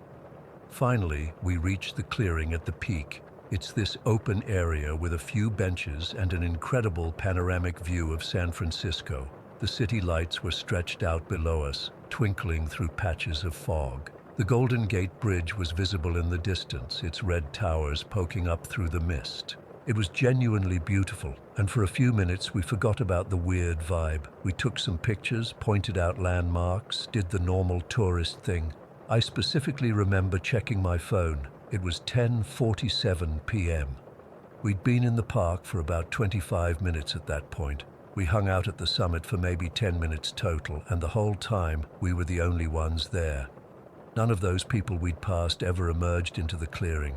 Ready to head back? I asked eventually. The night air was getting colder, and the initial buzz from our drinks was wearing off, leaving me just tired and a little on edge. We turned to go back to the main trail, and that's when I felt my blood turn to ice. There were people standing at the trailhead, not just a few, a group of maybe 20, just standing there. They were arranged in a loose semicircle facing the clearing, facing us, all wearing dark clothes, all completely silent, all completely still. "What the fuck?" Ryan whispered. I tried to rationalize it. Maybe they were just waiting for us to leave so they could have the viewpoint to themselves. But no, they weren't talking among themselves or checking phones or doing anything normal people would do while waiting. They were just watching us. The worst part was realizing they must have been watching us the entire time we were up there, standing silently in the darkness at the edge of the trees, not making a sound, not coming forward, just observing, and now they were blocking our only way down. "Is there another trail?" Mia asked, her voice barely audible. "No," I said. "The summit has only one main trail in and out, and the other sides are steep drops with dense brush." We stood there for what felt like forever, but was probably only 30 seconds trying to figure out what to do. Every instinct was screaming danger, but there was no obvious threat, just silent, staring people. "We have to go through them," I finally said. "Just walk normally. Don't run. Don't look scared." My heart was pounding so hard I could feel it in my throat as we approached the group. As we got closer, they did something that still haunts my dreams. They silently parted to form an aisle along the trail, like some kind of gauntlet we had to walk through. Up close, I could see their faces in the dim light. They weren't wearing masks or anything, but their expressions were completely blank. No smiles, no frowns, nothing. Just intense focus on us. There was one man who stood out, partly bald with black hair on the sides, probably in his 40s. As we walked through their little formation, he turned his head to follow me specifically. Our eyes locked, and I swear to God, I felt something pass between us. This cold, calculating assessment, like a predator sizing up prey. None of them spoke. None of them moved to touch us, but I've never felt more threatened in my life. The trail is narrow, so we had to pass within inches of these people. I could smell them, normal human smells like deodorant and shampoo and laundry detergent, which somehow made it even more unsettling. These weren't monsters or apparitions. They were real people choosing to behave in this completely unnatural way. It took maybe 20 seconds to walk through their gauntlet, but it felt like an eternity. Once we were past, we kept walking at a normal pace until we rounded the first switchback and were out of their sight. Then we ran. We fucking ran like our lives depended on it, stumbling down that dark trail, branches whipping at our faces, barely keeping our footing on the steep, uneven ground. I kept expecting to hear footsteps behind us, but there was nothing, just our own panicked breathing and the sound of our shoes on the dirt. We didn't stop running until we hit the streetlights at the park entrance. We were all gasping for breath, looking back over our shoulders. The park entrance was empty. No one following us, no one watching. Just a dark, foggy park entrance that suddenly seemed way more sinister than it had an hour earlier. "What the actual fuck was that?" Ryan finally said when he caught his breath. "A cult? Some kind of weird meetup?" Mia suggested, but her voice was shaking. We debated calling the police, but what would we even say? "Officer, some people looked at us weird in the park. They hadn't actually done anything to us. They hadn't threatened us verbally or physically. They just stood there, watching." We made it back to the Airbnb and I didn't sleep at all that night. I kept replaying the scene in my mind, trying to make sense of it. Were they gathering for some ritual we interrupted? Was it some kind of territorial thing? A gang? A cult? I've tried researching it since then, looking up Buena Vista Park at night, searching for cult activity in San Francisco, checking local news around that date for anything strange. I've found nothing concrete, just a few vague mentions on obscure forums about weird vibes in the park after dark. The thing that really gets me is how organized it felt. These weren't just random, creepy individuals who happened to be in the same place. They moved with purpose. They formed that path for us in perfect silence, without any obvious communication among themselves. They knew exactly what they were doing. I still don't know what would have happened if we'd shown fear or tried to run while still up at the summit, or done anything other than what we did. It felt like we'd wandered into a lion's den and somehow managed to walk back out only because the lions decided to let us go. I haven't been back to San Francisco since then. My friends and I don't really talk about it anymore, but sometimes I'll wake up in the middle of the night remembering that bald man's eyes and wondering what exactly we stumbled into that foggy summer night in Buena Vista Park. Story 19. I've never been the type to believe in ghosts or demons or any of that supernatural stuff. I was always the rational one in my friend group, the one who'd roll my eyes when someone got spooked by a creaky floor or a flickering light. But what happened in my dorm at Riverbrook University last semester, I still can't explain it, and trust me, I've tried. It all started after my weekend trip to Claire's family farmhouse back in October. Claire and I had been dating for about 6 months, and she'd been begging me to visit the old place about 3 hours from campus. It was the first time I'd spent the night there, and honestly, the place was beautiful during the day, all rustic charm with rolling fields and a little pond out back. But at night, that farmhouse got real creepy real fast. The first night, I couldn't sleep. The guest room Claire's parents put me in was at the end of this long hallway, and the floorboards seemed to creak every few minutes even when nobody was walking around. I was lying there, staring at the ceiling around 2 in the morning, when I heard it. Claire. It was this tiny, barely there whisper. At first, I thought maybe Claire had gotten up to use the bathroom or something, but then I heard it again. Claire. And then, Mia. My name. In this weird, childlike whisper that didn't sound like anyone in the house. "I know you're awake." I swear my heart stopped. I pulled the blanket up to my chin like a little kid and just lay there, frozen, for what felt like hours. Eventually, I convinced myself it was just my mind playing tricks on me. You know how your brain gets weird when you're overtired in an unfamiliar place? I must have fallen asleep at some point because the next thing I knew, it was morning. I didn't mention it to Claire. What was I going to say? "Hey, I think your house is haunted." so I just chalked it up to a weird half-dream and tried to enjoy the rest of the weekend. When I got back to the dorm on Sunday night, my roommates Jay and Emily were already settled in. We shared this 4-person suite. Each of us had our own bedroom, but we shared a common area and bathroom. It was actually a pretty sweet setup for college housing. That night I unpacked, caught up with them about their weekends, and went to bed early to catch up on sleep before Monday classes. The weird stuff started happening about 3 days after I got back. I was in the library studying when I got a text from Jay. "Did you come back to the room earlier? I swear I heard you talking to someone in your bedroom." I texted back that I'd been at the library all morning. She sent back a confused emoji, but didn't say anything else about it. The next day, Jay brought it up again while we were eating dinner in the common area. "I know this sounds crazy, but I swear I keep hearing voices in our suite when nobody's home," she said, looking genuinely freaked out. "Yesterday I was alone, and I heard what sounded exactly like you, Mia, talking in your room. I even knocked, but when I opened the door, nobody was there." Emily laughed it off. "Old buildings make weird noises. This dorm was built in like the 1970s. I didn't think much of it either until later that week when I was in the shower and distinctly heard someone call my name. It sounded exactly like Emily, so I called back, 'What's up?' No response.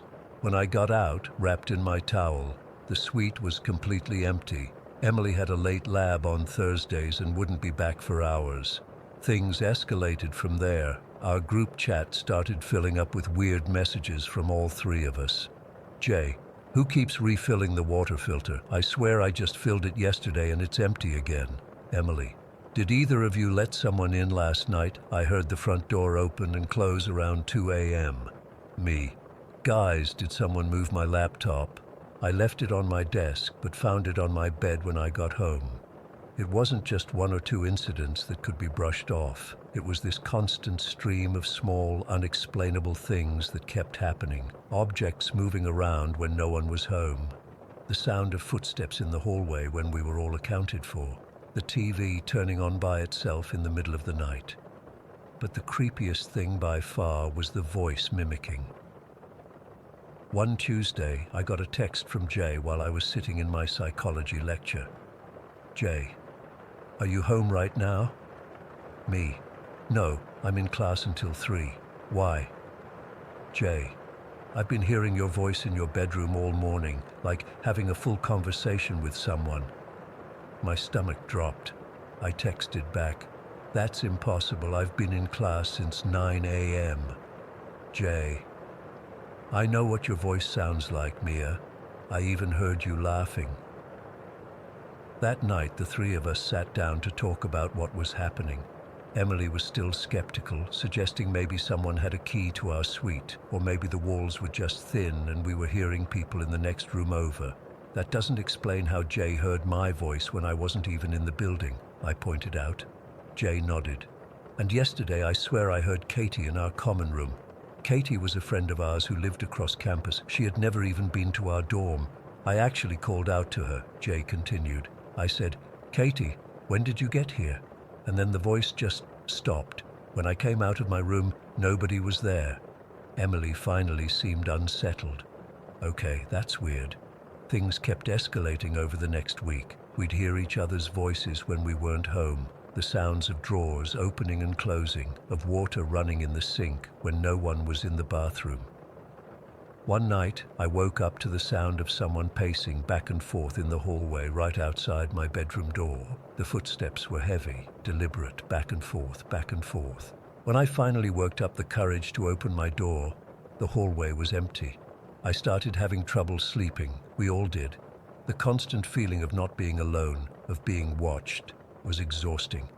And then there was the night I woke up to find my desk chair had been moved to the foot of my bed, as if someone had been sitting there watching me sleep. By the 3rd week, it wasn't just creepy anymore, it was infuriating.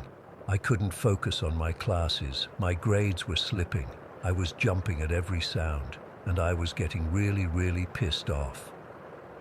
"Whatever this thing is," I told Jay and Emily one night, "it's messing with our lives, and I want it gone." I started researching online about hauntings and entities. I'm not religious, so I wasn't about to call a priest or anything, but I found all these forums talking about mimics, supernatural entities that could perfectly replicate human voices and behaviors.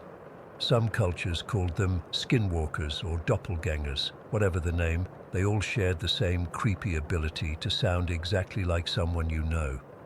The more I read, the more convinced I became that whatever had followed me back from Claire's farmhouse was some kind of mimic. Maybe it had attached itself to me that night when it whispered my name, and now it was playing games with all of us.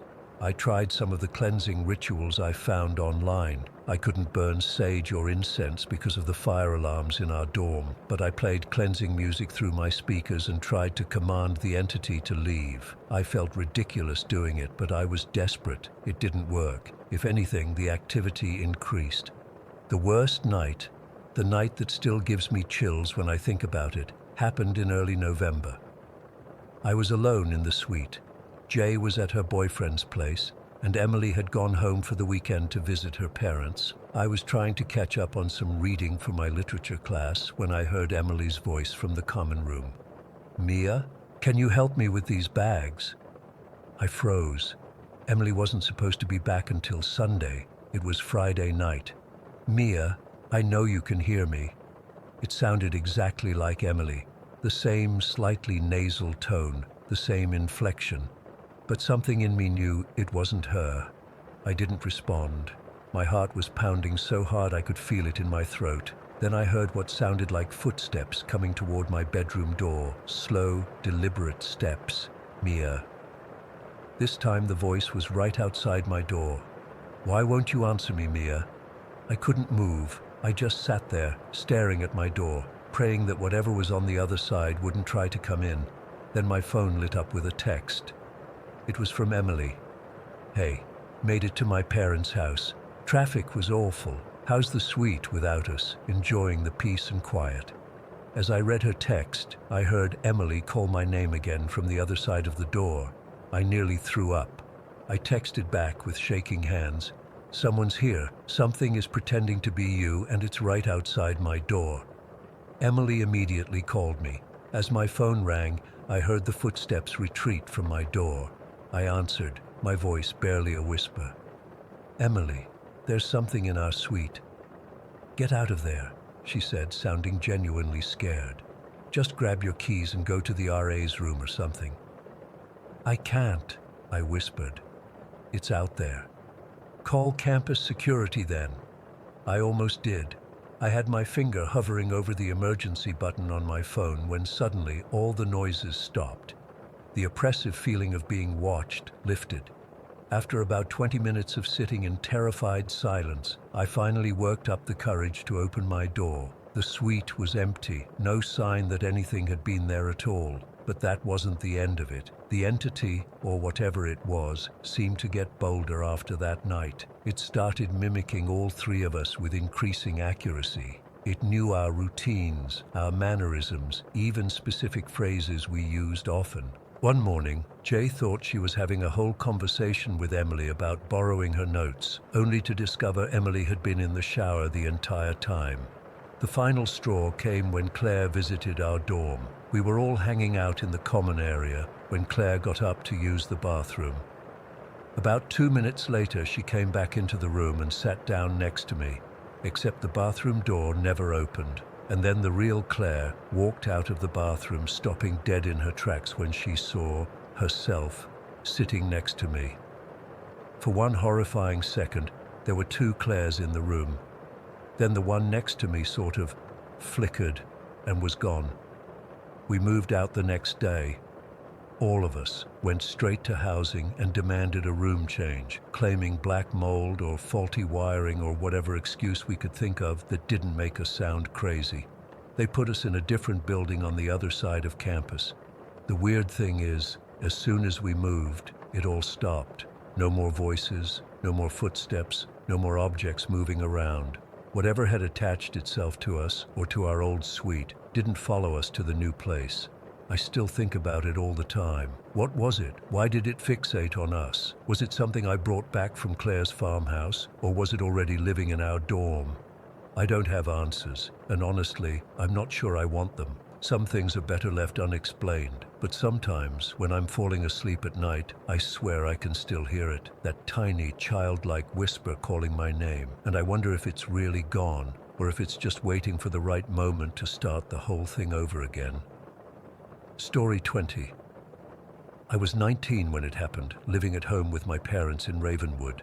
It's one of those small towns where everyone knows everyone, where the biggest excitement is usually the annual harvest festival, or when someone gets a new car. I had the attic bedroom, you know, the one with the sloped ceilings that my older brother had abandoned when he moved out for college. He still came back sometimes and would stay in the room across the hall. My parents slept downstairs. That Wednesday night started like any other. I remember it was mid-October, and the weather had turned cold enough that I'd pulled out my heavy comforter. I had community college the next morning, so I wasn't staying up late. Around 11:30, I turned off my lights, plugged in my phone, and got into bed. What happened next was weird as hell, and I still can't explain it. I suddenly stood up. It wasn't like I decided to get out of bed. My body just moved.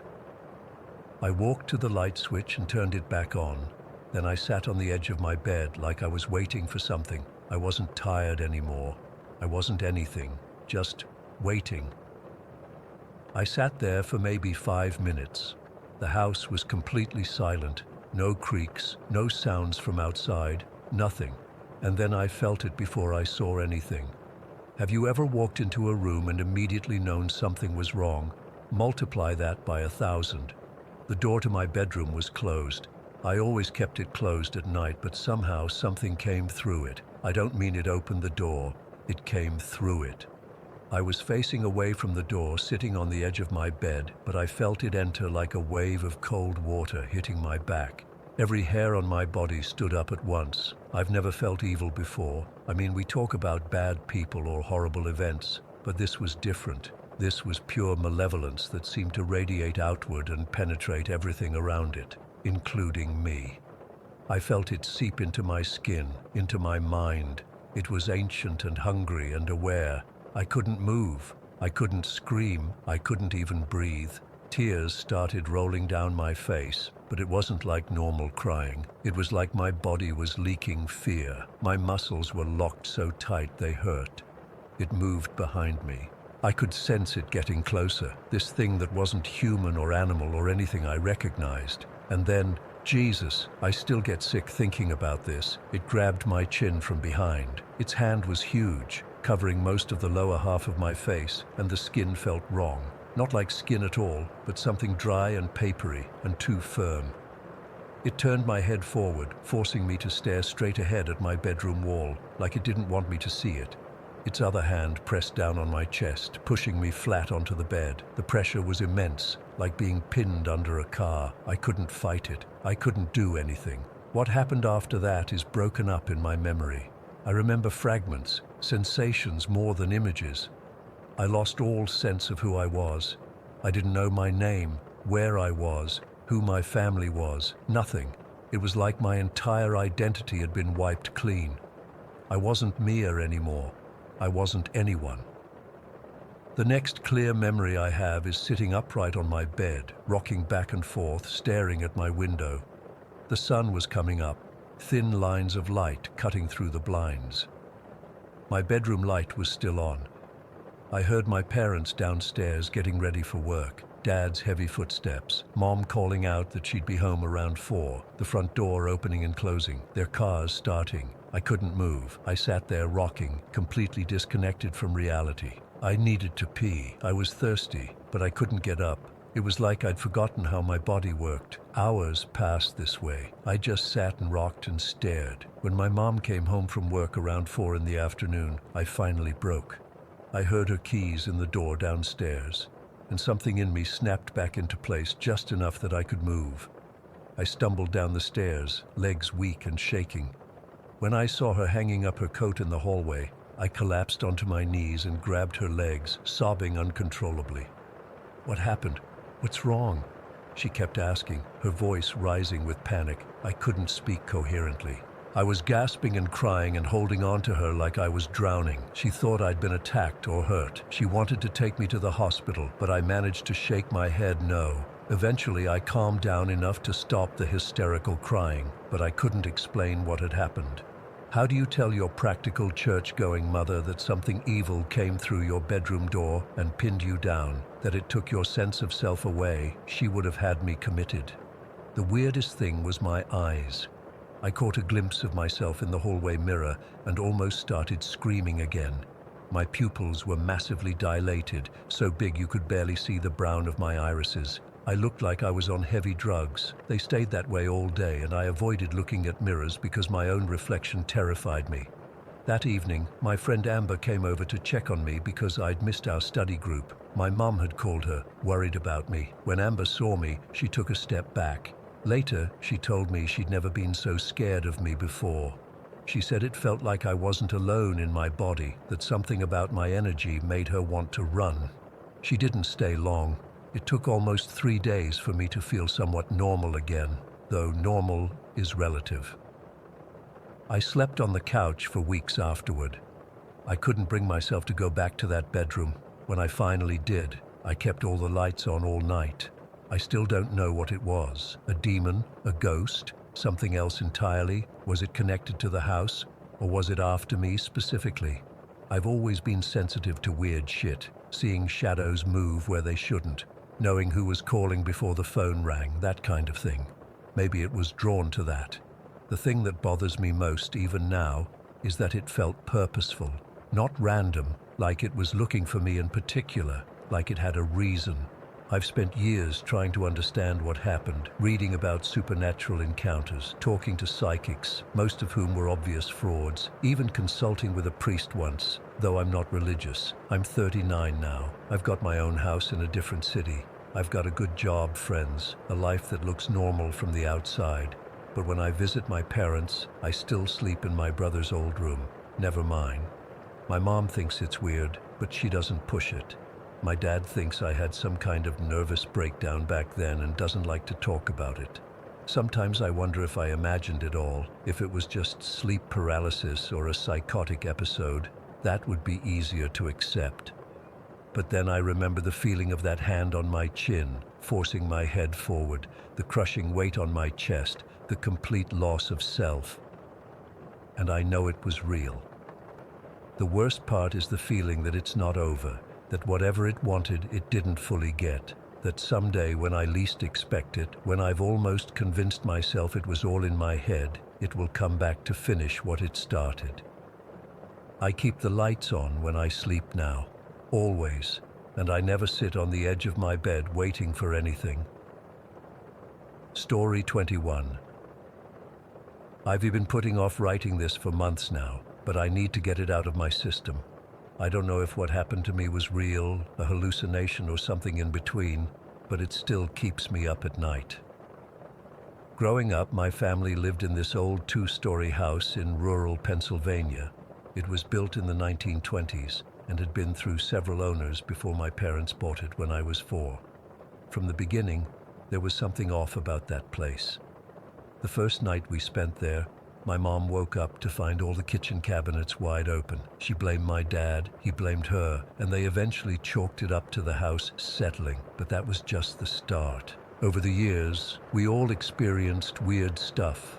Footsteps upstairs when nobody was there, doors closing by themselves, objects disappearing and reappearing in different places. My little sister Lily swore she saw a woman in a white nightgown at the end of the hallway multiple times. I once woke up to see a dark shadow hovering at the foot of my bed, only to vanish when I screamed. My Uncle Mark, my mom's brother, visited often and always commented on the heavy energy in certain parts of the house. He was into all that spiritual stuff, crystals, sage, reading auras. Most of the family thought he was eccentric, but he always seemed to know things. He'd walk into a room and immediately say, "Something happened here." Or he'd refuse to go into certain areas, like the corner of the living room near the old brick fireplace. We moved out when I was 16 after my dad got a job in another state. Honestly, I was relieved. I had gotten used to the weird occurrences, but I never felt completely safe there. After we left, I tried to forget about all of it.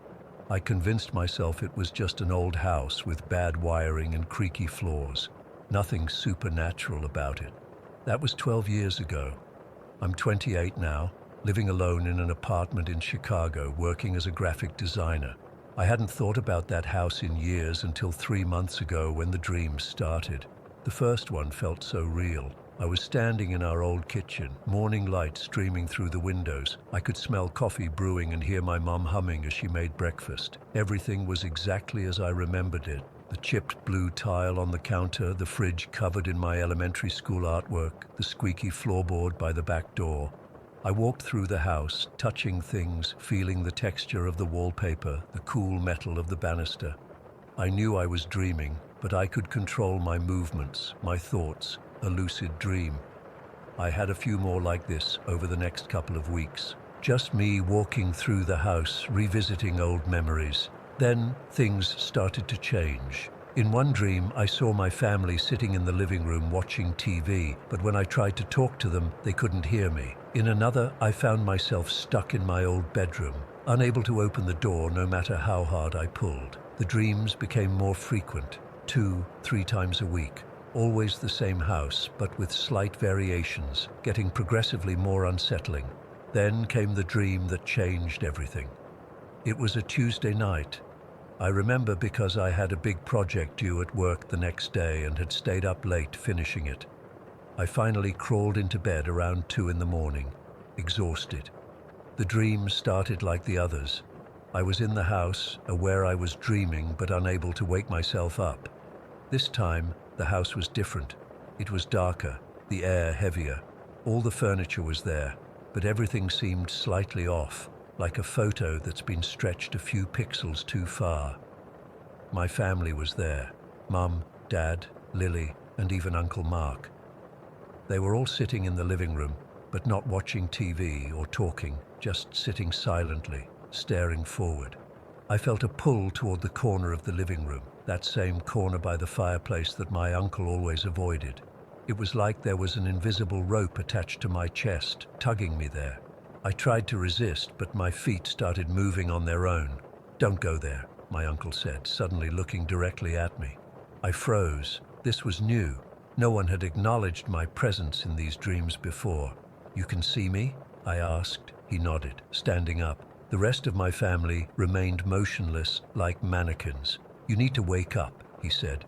"This isn't just a dream." I tried to explain that I knew it was a dream, that I was just revisiting old memories, but the words wouldn't come out. The pulling sensation got stronger. My uncle walked over to me and grabbed my arm. "If you have to go there, I'm coming with you," he said. "But whatever happens, remember it's not real. It can't hurt you unless you believe it can." Together we walked to the corner of the room. With each step, the house around us seemed to fade, the colors dulling, the sounds muffling. When we reached the corner, my uncle squeezed my arm tightly. "Look straight ahead," he whispered. "Don't look down." Of course, the first thing I did was look down. The floor beneath us was gone. Instead, there was a black swirling void, like looking into a well of ink.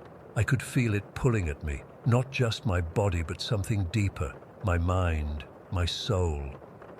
I looked back up, panicked, but my uncle was gone. The entire house was gone. I was standing in complete darkness, floating in nothingness. The only sound was my own breathing, rapid and shallow. Then I sensed something in front of me. At first, it was just a presence, a feeling of being watched. Then I saw it, a face inches from mine. But it wasn't a normal face. It looked melted, like multiple faces had been smashed together and molded into one horrific mass. The eyes were the worst part, dozens of them, blinking independently, all focused on me. I tried to scream, but no sound came out. I tried to back away, but there was nowhere to go. The face came closer, and I could feel its breath, cold and stale, like air from a tomb. Then it spoke, not with one voice, but with many, overlapping, whispering and screaming simultaneously.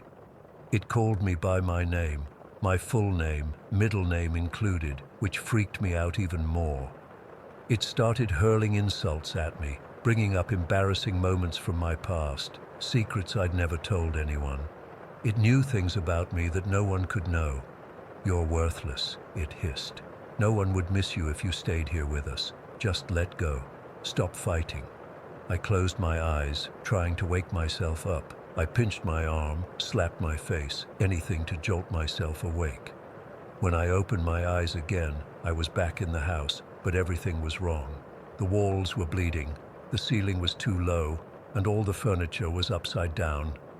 My family was still there, but their faces were distorted, stretched into unnatural grins. "Please," I begged. "I want to wake up now." My sister Lily looked at me, her head tilting at an impossible angle.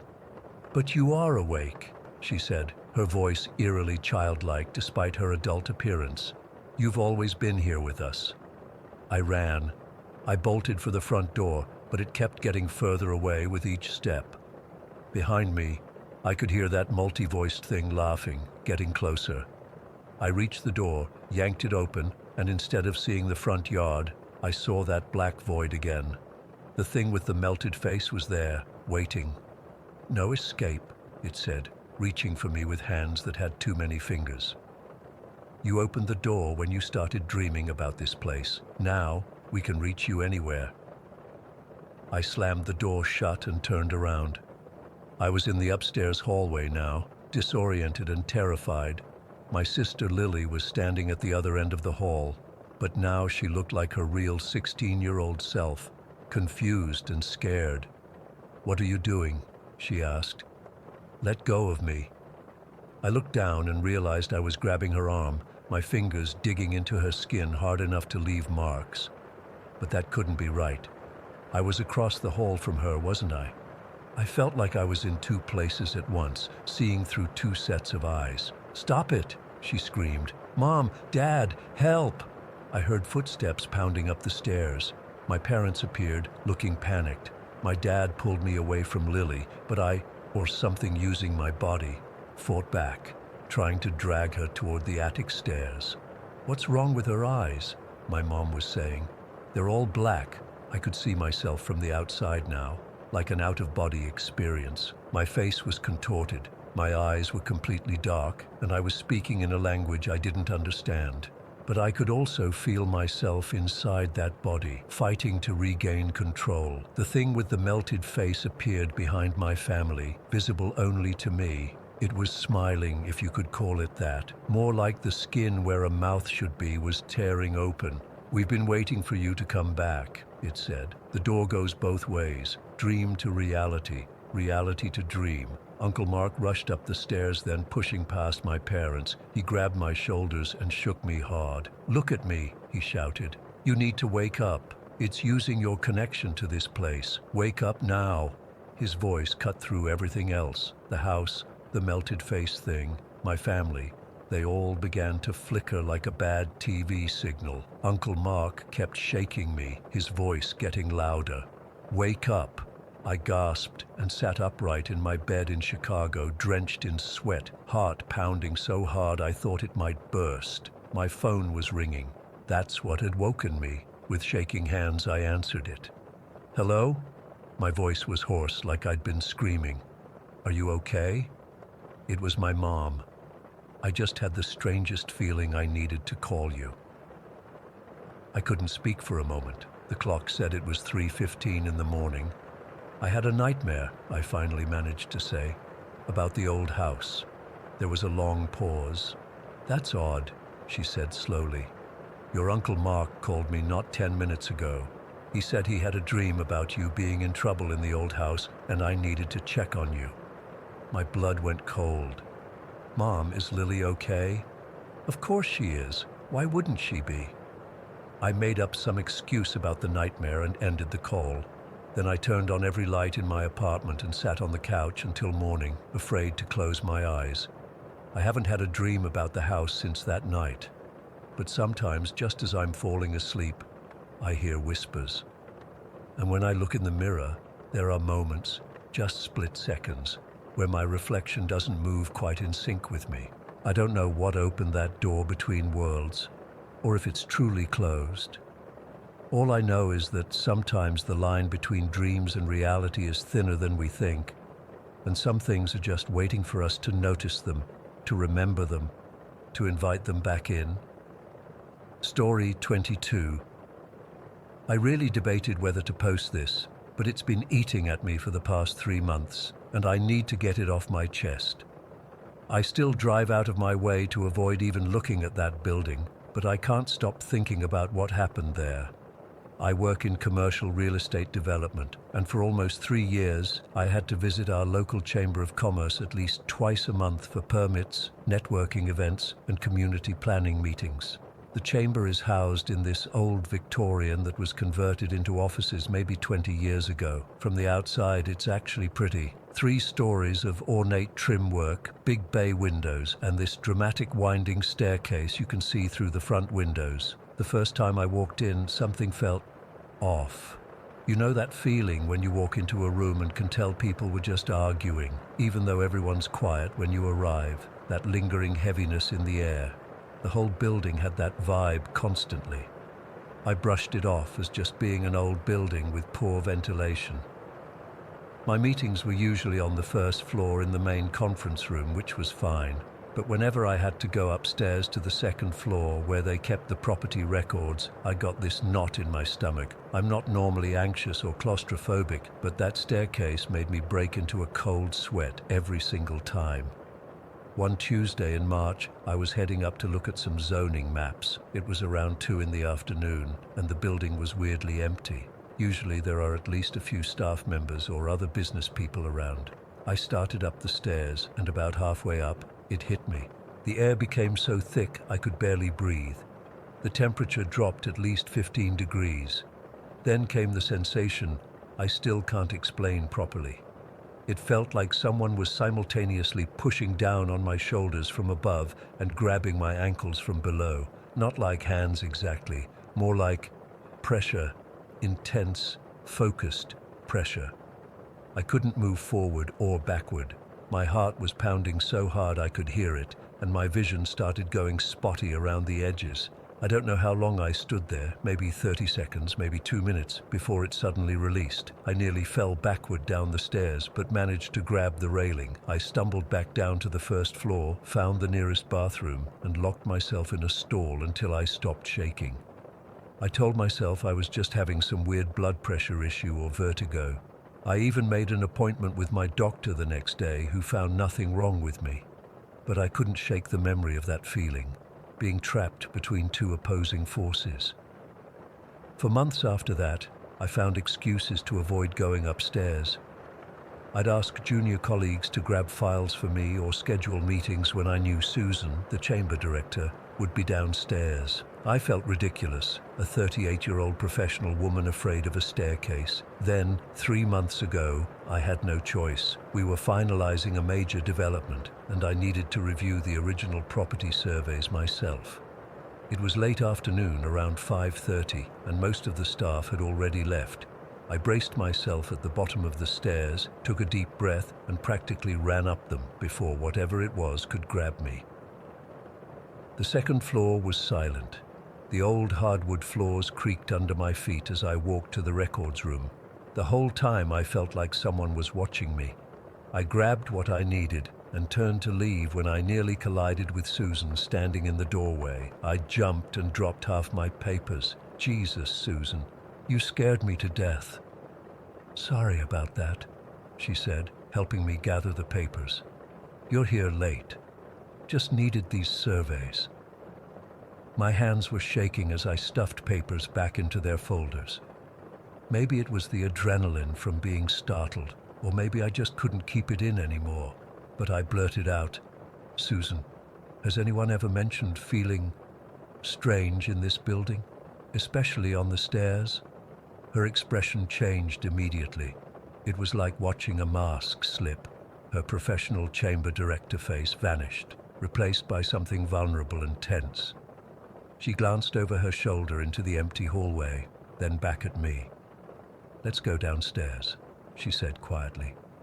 In her office, Susan closed the door and offered me a seat. She didn't sit behind her desk, but took the chair next to mine. For a minute, She just stared at her hands. "How long have you been feeling it?" she finally asked. "Almost since I started coming here, but it got really bad a few months ago.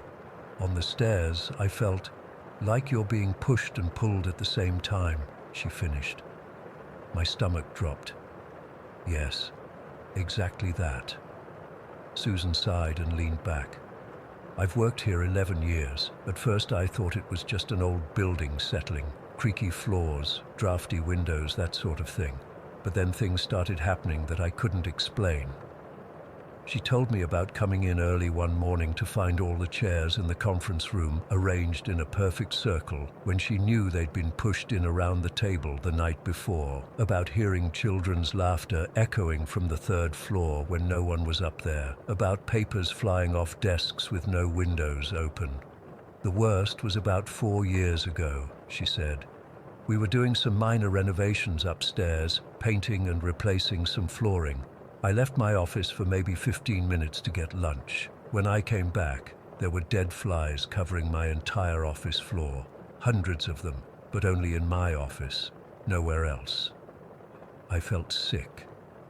"Did you ever research the building's history?" Susan nodded. "Built in 1876 by Thomas Wellington, a lumber baron. He lived here with his 2 daughters. The older one, Elizabeth, was forced to marry one of her father's business associates when she was just 19. After Thomas died, Elizabeth and her husband Richard moved into this house." She paused, glancing at the ceiling. "They fought constantly, mainly about money. Richard was apparently gambling away the family fortune. One night in 1902, they had a massive argument at the top of the main staircase, the one you felt it on. Richard ended up falling down the entire flight of stairs." "He died?" I asked. "Not immediately. He was paralyzed from the waist down. There was no evidence Elizabeth pushed him, but everyone suspected it. He lingered for 3 years before dying of what they called complications. But again, rumors swirled that she'd been slowly poisoning him." The hair on my arm stood up. "What about the children? You said you heard children laughing."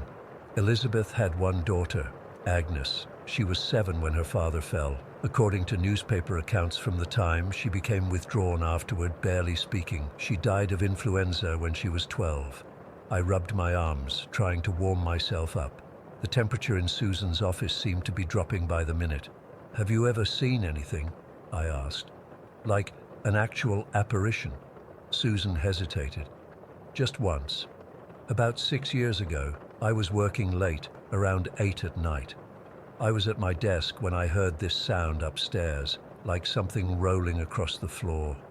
I went up to check, thinking maybe a window was open and the wind had knocked something over." She took a deep breath.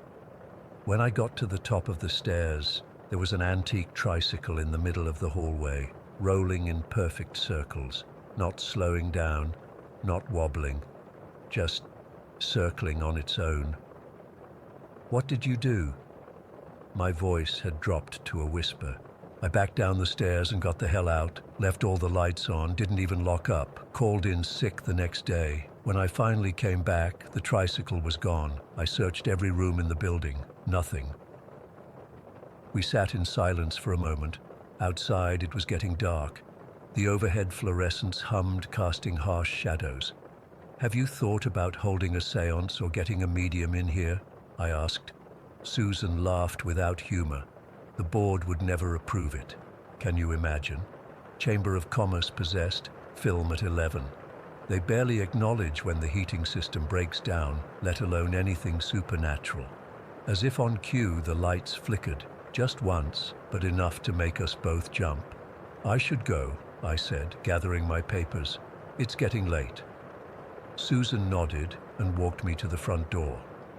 As we passed the staircase, I couldn't help glancing up. The second-floor landing was dark. "For what it's worth," Susan said as she unlocked the door, "most of the activity seems confined to the staircase and second floor. I've never felt anything bad in my office or the main conference room." "Small comfort," I muttered. Susan gave me a tired smile. "I've learned to live with it. I talk to them sometimes, Elizabeth and Agnes. I tell them they're safe now, that no one will hurt them anymore. Does it help? Sometimes the chairs stay where I put them. I thanked her and hurried to my car. As I was pulling away, I looked back at the building. In the second-floor window above the entrance, I swear I saw a small face watching me. A little girl with long dark hair in an old-fashioned dress, just for a split second, then gone. I handed in my resignation the next day, told my boss I'd gotten a better offer from a competitor.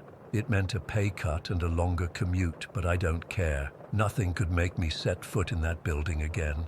The worst part. Last week I ran into Jane, the receptionist from the chamber at the grocery store. I asked how things were going, and she mentioned casually that Susan had taken a leave of absence. Health issues, I asked. Jane looked uncomfortable. Not exactly. She fell down the stairs at work about 3 weeks ago, broke her hip pretty badly. She lowered her voice. The weird thing is, she swears someone pushed her, but she was alone in the building. The security cameras didn't show anyone. I haven't been able to sleep well since. Every time I close my eyes, I see that little face in the window, and I feel that push-pull sensation on the stairs. Sometimes I wake up in the middle of the night, feeling like someone standing at the foot of my bed watching me. And twice now, I've found small, perfect circles of dead flies on my doorstep.